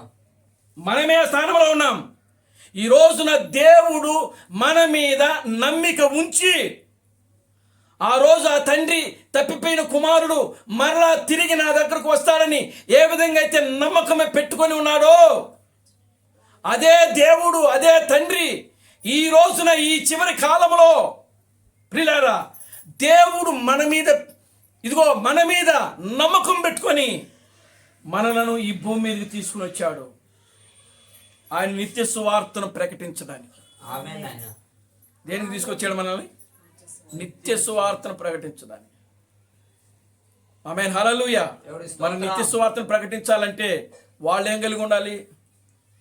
నిత్య జీవమై ఉండాలి. నిత్య జీవం కలిగిన వాళ్ళు ఉండాలి. దేవనామానికి మహిమ కలుగునుగాక. హల్లెలూయా. Glory to God. హల్లెలూయా. ఆమేన్. నిత్య జీవం కలిగిన వాళ్ళే నిత్య సువార్తను ప్రకటిస్తారు. ఆమేన్. ఆమేన్. చచ్చిపోయే వాళ్ళకి నిత్య సువార్త ఎట్లా ఇస్తాడండి? మరణించే వాళ్ళకి ఎట్లా ఇస్తాడు? జీవంలో వాళ్ళకి ఎట్లా ఇస్తాడు ఆయన? అది ఇస్తాడా? ఎవడు సార్? జీవం లేని వాళ్ళకి ఇవ్వడు ఆయన, ఎవడు? మరణించే వాళ్ళకి ఇవ్వడు ఆయన. అది దేవునామానికి మహిమ కలుగునుగాక. హల్లెలూయా. నిత్య జీవము ఎవరినైతే ఉంటుందో వాళ్ళకే నిత్య సువార్త ప్రకటించే అధికారం ఉంటుంది. కనుక ప్రియులారా, దేవుడు మనకు నిత్య జీవమును ఇచ్చి ఈ లోకానికి, ఈ ప్రపంచానికి నిత్య సువార్తను ప్రకటించుటకు అధికారం ఇచ్చాడు దేవుడు మన కోసం. ఈ రోజున దేవుడు మనల్ని నమ్మాడు. ఆయన చూడండి ప్రియులారా, గమనించండి. ఎందుకోసం నమ్మాడు? ఆయన వాక్యము ప్రకటించుటకు, ఆయన నిత్య సువార్తను ప్రకటించుటకు, నిత్య జీవం గురించి ప్రకటించుటకు, ఆయన ఇంకా సజీవుడిగానే ఉన్నాడని ప్రకటించుటకు. దేవునామానికి మహిమ కలుగునుగాక. హల్లెలూయా. దేవుడు సజీవుడు. ప్రభు అయిన క్రీస్తు బ్రహ్మము సజీవుడు. ఆయనే రాజులకు రాజు, ప్రభువులకు ప్రభువు అని ప్రకటించుటకే ఆ నిత్య సువార్తను దేవుడు మనకిచ్చి నిత్యమైన కుమారుడుగా దేవుడు ఈ భూమి మీదకి మనల్ని తీసుకొచ్చాడు. ఆయన ఆమేన్. అద్వితీయ కుమారుడు మరణించాడు, ఆయన సమాధి చేయబడ్డాడు, తిరిగి 3వ దినాన్ని లేచాడు. చూడండి, సంఘములో జ్యేష్ఠ కుమారుడు వచ్చాడు, మరణించాడు, సమాధి చేయబడ్డాడు, తిరిగి 3వ దినాన లేచాడు. కనిష్ఠ కుమారుడైనటువంటి క్రీస్తు తామసు భూమి మీదకి వచ్చాడు, మరణించాడు, సమాధి చేయబడ్డాడు, తిరిగి 3వ దినాన లేచాడు. కానీ ఆ 3 కుమారులు మరణించుట ద్వారా, ప్రియులారా గమనించండి, వాళ్ళు తిరిగి లేచుట ద్వారా వాళ్ళు మరణించారు, తిరిగి లేచారు. కానీ మనము మరణము లేకుండానే సజీవముగానే ప్రియులారా గమనించండి, ఆ యొక్క ఎత్తబడే సంఘములో మనము చేర్చబడుతూ ఉన్నాము. ఆమేన్ నాయన. దేవునామానికి మహిమ కలుగునుగాక. హల్లెలూయా. స్తోత్రం. మరి దానికి దేవుడు మనల్ని ఎంత నమ్మి మన మీద ఎంత బాధ్యత పెట్టాడంటారు ఆయన. ఏమండి, అది ఎంత బాధ్యత అసలు? యేసు క్రీస్తు మీద పెట్టిన బాధ్యత, ప్రభు అయిన క్రీస్తు బ్రహ్మ మీద లేని బాధ్యత, క్రీస్తు థామస్ మీద లేని బాధ్యత ఈరోజు నీ మీద నా మీద పెట్టాడు ఆయన. ఆమేన్. దేవునామానికి మహిమ కలుగునుగాక. హల్లెలూయా. ఏమిటా బాధ్యత అంటే తెలుసా? పరిశుద్ధుల యొక్క శరీరాలు మళ్ళా తిరిగి వాళ్ళకి ఇవ్వబడాలా. పరిశుద్ధుల యొక్క శరీరాలు ఎక్కడున్నాయి అనంటే అపవాది చేతిలోనే ఉన్నాయి. ఇప్పటికి కూడా వాళ్ళ ఆత్మలైతే పరదేశిలో ఉన్నాయి, కానీ వాళ్ళ ఆత్మలు పరదేశిలో ఉన్నాయి, కానీ వాళ్ళ శరీరాలు మాత్రము అపవాది చేతిలో ఉన్నాయి. దేవునామానికి మహిమ కలుగునుగా. హల్లెలూయా. అపవాది చేతిలో నుంచి ఆ శరీరములను విడిపించి మరలా తిరిగి వాటికి అప్పగించాల. అది దేవుడు మన మీద పెట్టినటువంటి బాధ్యత. ఆమేన్. దేవునామానికి మహిమ కలుగునుగా. హల్లెలూయా. రెండవది ఏంటో తెలుసా? అపవాదిని మనమే బంధించాలి. దేవునామానికి మహిమ కలుగునుగా. హల్లెలూయా. స్తోత్రం. అపవాదిని ఎవరు బంధించాలి? మనమే. దేవునామానికి మహిమ కలుగునుగా. హల్లెలూయా. స్తోత్రం. పూర్తిగా మనము అపవాదిని బంధించి ఎక్కడికి చేయాలి? చీకటి కొట్లో దోసేయాలి. సాతానుని, వాని యొక్క అనుచరులను, అపవాదిని, వానిని అనుసరించే వారిని అని వాక్యంలో రాయబడింది. దేవునామానికి మహిమ కలుగునుగా. హల్లెలూయా. స్తోత్రం. కనుక అపవాదిని, వాని యొక్క అనుచరులను ఎక్కడ బంధించాలి? ఎక్కడికి దోయాలి? వాడిని చీకటి కొట్లోకి దోసేయాలా. దేవునామానికి మహిమ కలుగునుగా. హల్లెలూయా. ఆ పని చేసేది ఎవరు? మనమే. వధువు, మనమే.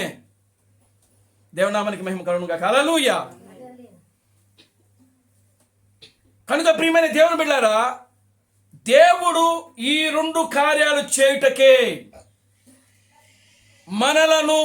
మన మీద ఆయన పెట్టుకున్న నమ్మకం అదే. మూడవది ఏంటంటే మనం సజీవముగా ఎత్తబడటం. కనురెప్పపాట్లో మన శరీరాలు మార్పు చెందటం. ఇదే శరీరము ఏమైపోద్ది? మార్పు చెందుతుంది. అంటే మార్పు అంటే ఏ శరీరంగా మారిపోద్ది? థియోఫిని శరీరంగా మారిపోయింది. దేవునామానికి మహిమ కలుగునుగా. హల్లెలూయా. Glory to God. హల్లెలూయా. స్తోత్రం. కనురెప్పపాట్లో మనము మార్పు చెంది ప్రియులారా ఆకాశ మండలం మీదకి కొనిపోబడుదము అని వాక్యంలో రాయండి. అది దేవుడు మన మీద పెట్టుకున్న నమ్మకము.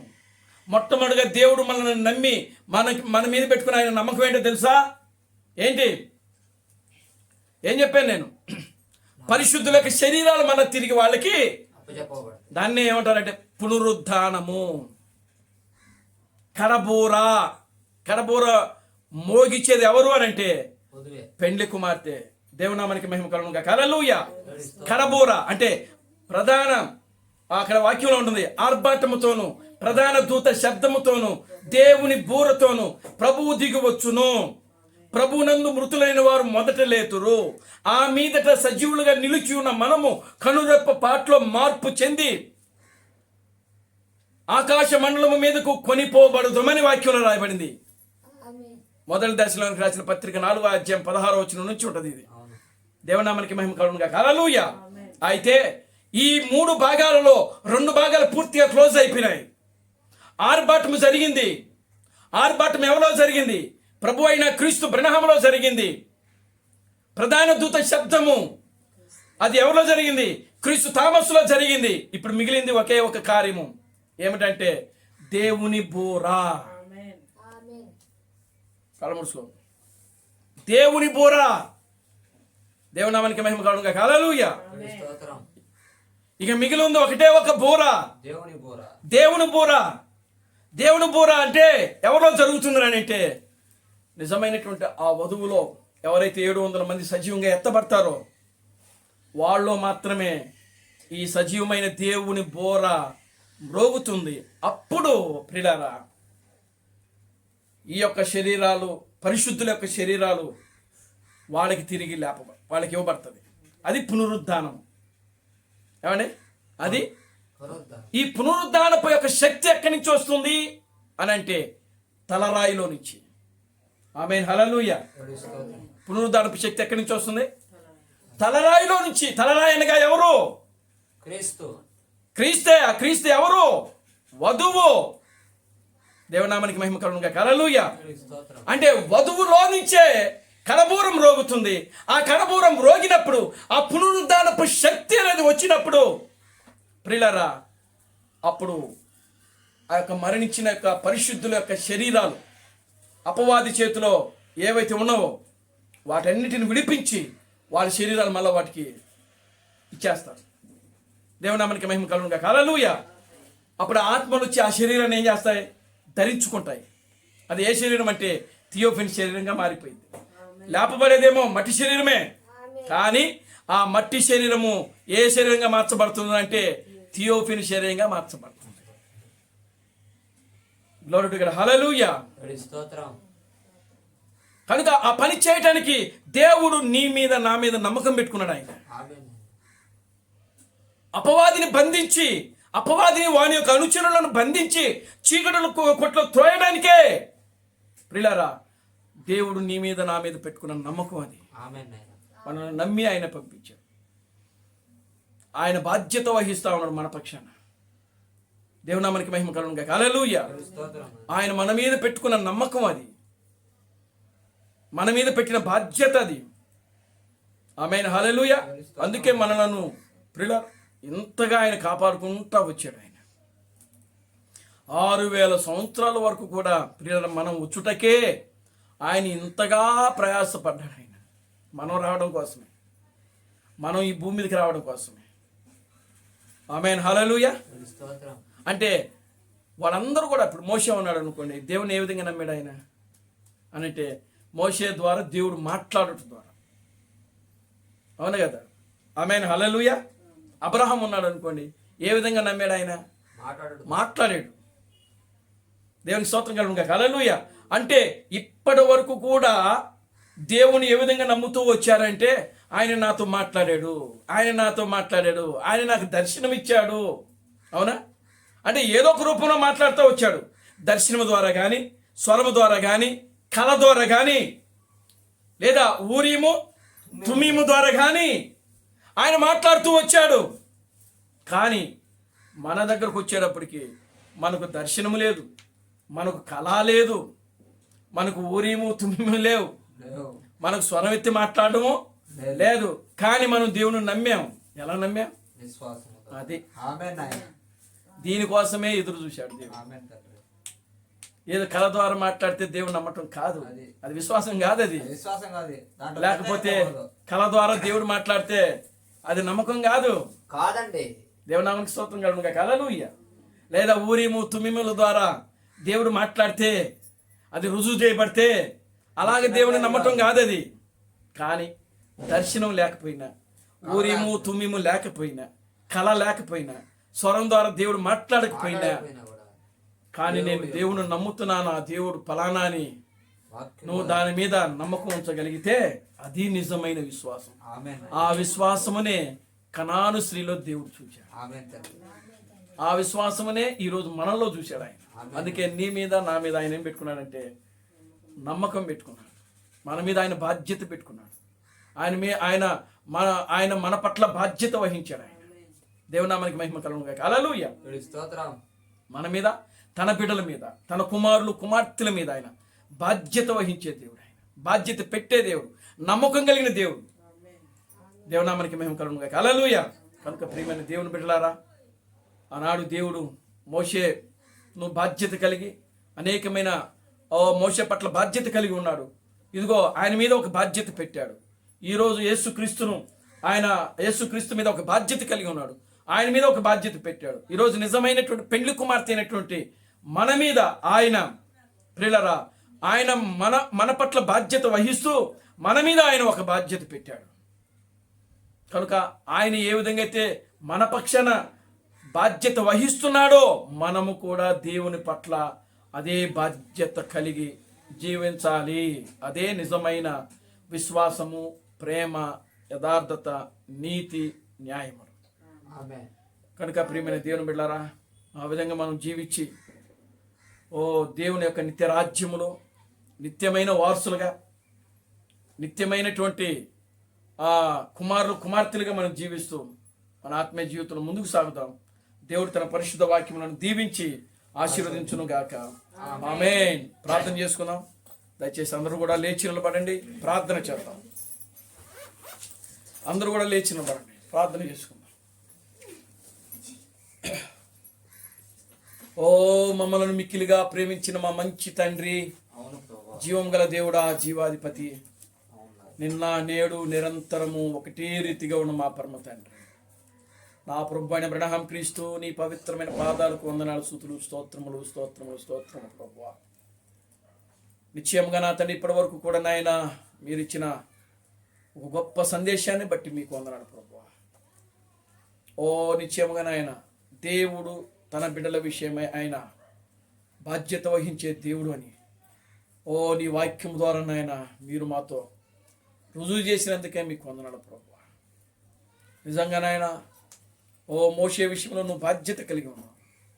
మోషే కూడా అదే విధంగా బాధ్యత కలిగి జీవించాడు. ఓ నాయన ఈ చివరి దినాల్లో నాయన పెండ్లి కుమార్తెను పట్ల నువ్వు బాధ్యత కలిగి ఉన్నావు. ఓ పెండ్లి కుమార్తె కూడా నాయన బాధ్యత కలిగి నీవు ఏ పని అయితే అప్పగించావో నాయన ఆ పని మీద బాధ్యత కలిగి జీవించున్నట్లు నీ కృపను దాయిచ్చింది. మేము ఎక్కడ కూడా నాయన పడిపోకుండా నీ వాక్యానుసారం జీవించే జీవితం దాయిచ్చింది.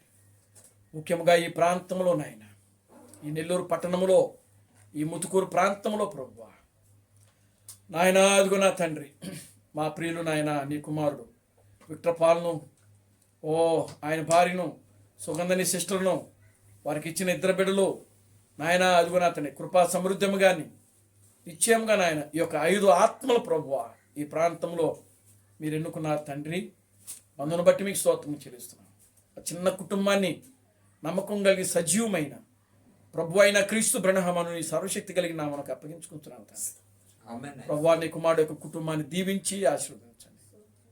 ఆయన కుటుంబంలో నాయన వాళ్ళ యొక్క ప్రతి అవసరతను మీరు తీర్చండి. నీ కుమారుడు చేస్తున్న డ్యూటీల్లో మీరు తోడుగా ఉండండి. రాకపోకల్లో మీరు తోడుగా మంచి ఆరోగ్యం దాయించండి. ప్రభువా సుగంధని సిస్టర్ను మీ చేతులకు అప్పగించుకుంటున్నాను. ఆమె కూడా మంచి ఆరోగ్యమును బలమును శక్తిని దాయించింది. ఆమెలో ఉన్న ప్రతి బలహీనతను విడుదల దాయించింది. ఆమె చేస్తున్న పనుల్లోనూ రాకపోకల్లో మీరు తోడుగా ఉండండి. వారికి ఇచ్చిన ఇద్దరు బిడ్డల ప్రభువా శాబాను స్పందనాన్ని జ్ఞాపకం చేసుకోండి. వారిని దీవించండి, ఆశీర్వదించండి. వారు చదివే చదువులన్నింటిలో జై జీవితం దాయించండి. బిడ్డలకు మంచి భవిష్యత్తును ఉన్నతమైన జీవితం గొప్ప జీవితాన్ని దాయించండి. ఓ వృద్ధాప్య దశలో ఉన్నటువంటి నాయన కృపా సమృద్ధం గారిని మీకు జ్ఞాపకం చేసుకోండి. ఆమె కూడా మంచి ఆరోగ్యమును బలమును శక్తిని దాయించండి. ఆమెలో ఉన్న ప్రతి బలహీనతలు జీవం కలిగిన క్రీస్తు నామములో గద్దించలేకపోతున్నాం. ఈ గృహము చుట్టూ నీ బిడ్డల చుట్టూ మీ రక్తమును కంచిగావండి. నీ మేఘస్తంభమును అగ్నిస్తంభమును కంచిగావండి. నీ కృప నీ కాపుత మీ సన్నిధిని తోడుగా ఉంచి మీ రెక్కల కింద భద్రపరచమని మీ శ్రేలో ప్రార్థిస్తున్నాను. నాయన గారు మీకు వందనాలు స్తుతులు స్తోత్రములు ప్రభువా.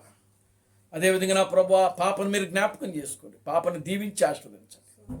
ఆయన ఆమె చదివే చదువులన్నింటిలో కూడా ఆమెకు జై జీవితం రాయించండి. ఓ సాహిత్యపాలు మీరు జ్ఞాపకం చేసుకోండి. ఆయన కూడా దీవించి ఆశీర్వదించండి ప్రభువా. ఆయన చదివే చదువులన్నింటిలో జై జీవితం రాయించండి. మా యొక్క చిన్న కుటుంబాన్ని కూడా మీరు జ్ఞాపకం చేసుకోండి ప్రభువా. నిశ్చయంగా నా తండ్రి ఇక్కడ కూడున్న ప్రతి బిడ్డను పేరు పేరు చొప్పున మీరు దీవించి ఆశీర్వదించండి. ఓ నాయన మా చిన్న సంఘమును మీరు జ్ఞాపకం చేసుకోండి ప్రభువా. నాయన అదిగో నా ప్రభువా నిశ్చయముగా నా తండ్రి ఆశీర్వాదము కుటుంబాన్ని మీ చేతులకు అప్పగించుకుంటున్నాను. నాయన పద్మా సిస్టర్ గారి కుటుంబాన్ని మీ చేతులకు అప్పగించుకుంటున్నాను. సత్యనారాయణ బ్రదర్ కుటుంబాన్ని మీ చేతులకు అప్పగించుకుంటున్నాను ప్రభువా. ఓ జకరీ గారి కుటుంబాన్ని మీ చేతులకు అప్పగించుకుంటున్నాను. విక్టర్ పాల్ యొక్క కుటుంబాన్ని మీ చేతులకు అప్పగించుకుంటున్నాను తండ్రి. ఓ బిడ్డలందరినీ నాయన మీ చేతులకు అప్పగించుకుంటున్నాను. మా చిన్న సంఘాన్ని మీరే బలపరిచి ఆత్మీయ జీవితంలో ముందుకు నడిపించండి. ఓ సమస్త ఘనత మహిమను మీరు తెచ్చుకోండి. మేమందరం కూడా మరొకసారి నాయన ఈ కుటుంబంలో కూడుకుని నిన్ను స్తుతించి నిన్ను ఘనపరిచి నిన్ను ఆరాధించే పర్యంతరం వరకు కూడా ఈ కుటుంబానికి మాకును తోడుగా ఉండి నడిపించి మీరు మహిమ పొందమని జీవం కలిగిన నా ప్రభు అయిన క్రీస్తు బ్రహ్మను నీ సర్వశక్తి కలిగిన నామములో ప్రార్థించి స్తుతించి వేడుకొనుచున్నాము. ఆమేన్. అందరూ కూడా 2 చేతులు పైకెత్తి కోరస్ పాడుకున్నాం. Christ Branham never fails, Christ Branham never fails. Christ Branham never fails in thee. Hallelujah, Hallelujah. Christ Branham never fails in thee. He's coming very soon. He's coming very soon. He's coming very soon in thee. Hallelujah. Hallelujah, is coming very soon in thee. నా ప్రాణమా ప్రభును స్తుతించుము, నా అంతరం సమస్తమైన పరిశుద్ధనామమును స్తుతించుము. నా ప్రాణమా ప్రభును స్తుతించుము. ప్రభు అయిన క్రీస్తు బ్రహ్మ చేసిన ఉపకారములలో దేనిని మరువకము. ఆమేన్. రాజులకు రాజుగా ప్రభువులకు ప్రభుగా పెండ్లి కుమారుడుగా తెర మీద ప్రత్యక్షము కానున్న ప్రభు అయిన క్రీస్తు బ్రహ్మ యొక్క కృపా సమాధానము ఓ ఇక్కడ కూడిన ప్రతి బిడ్డకును ఈ ప్రపంచంలో 7వ దూత ఎస్ థామస్ గారిని క్రీస్తుగా అంగీకరించి క్రీస్తు బ్రహ్మే దేవుడు, క్రీస్తు బ్రహ్మే రాజులకు రాజు, క్రీస్తు బ్రహ్మే ప్రభువులకు ప్రభు అని నమ్మి విశ్వసించి ఆరాధిస్తున్న ప్రతి బిడ్డకును, ఓ విక్రపాల యొక్క కుటుంబంకును ఇప్పుడును సదాకాలము తోడైండి నడిపించును గాక. ఆమేన్, ఆమేన్, ఆమేన్.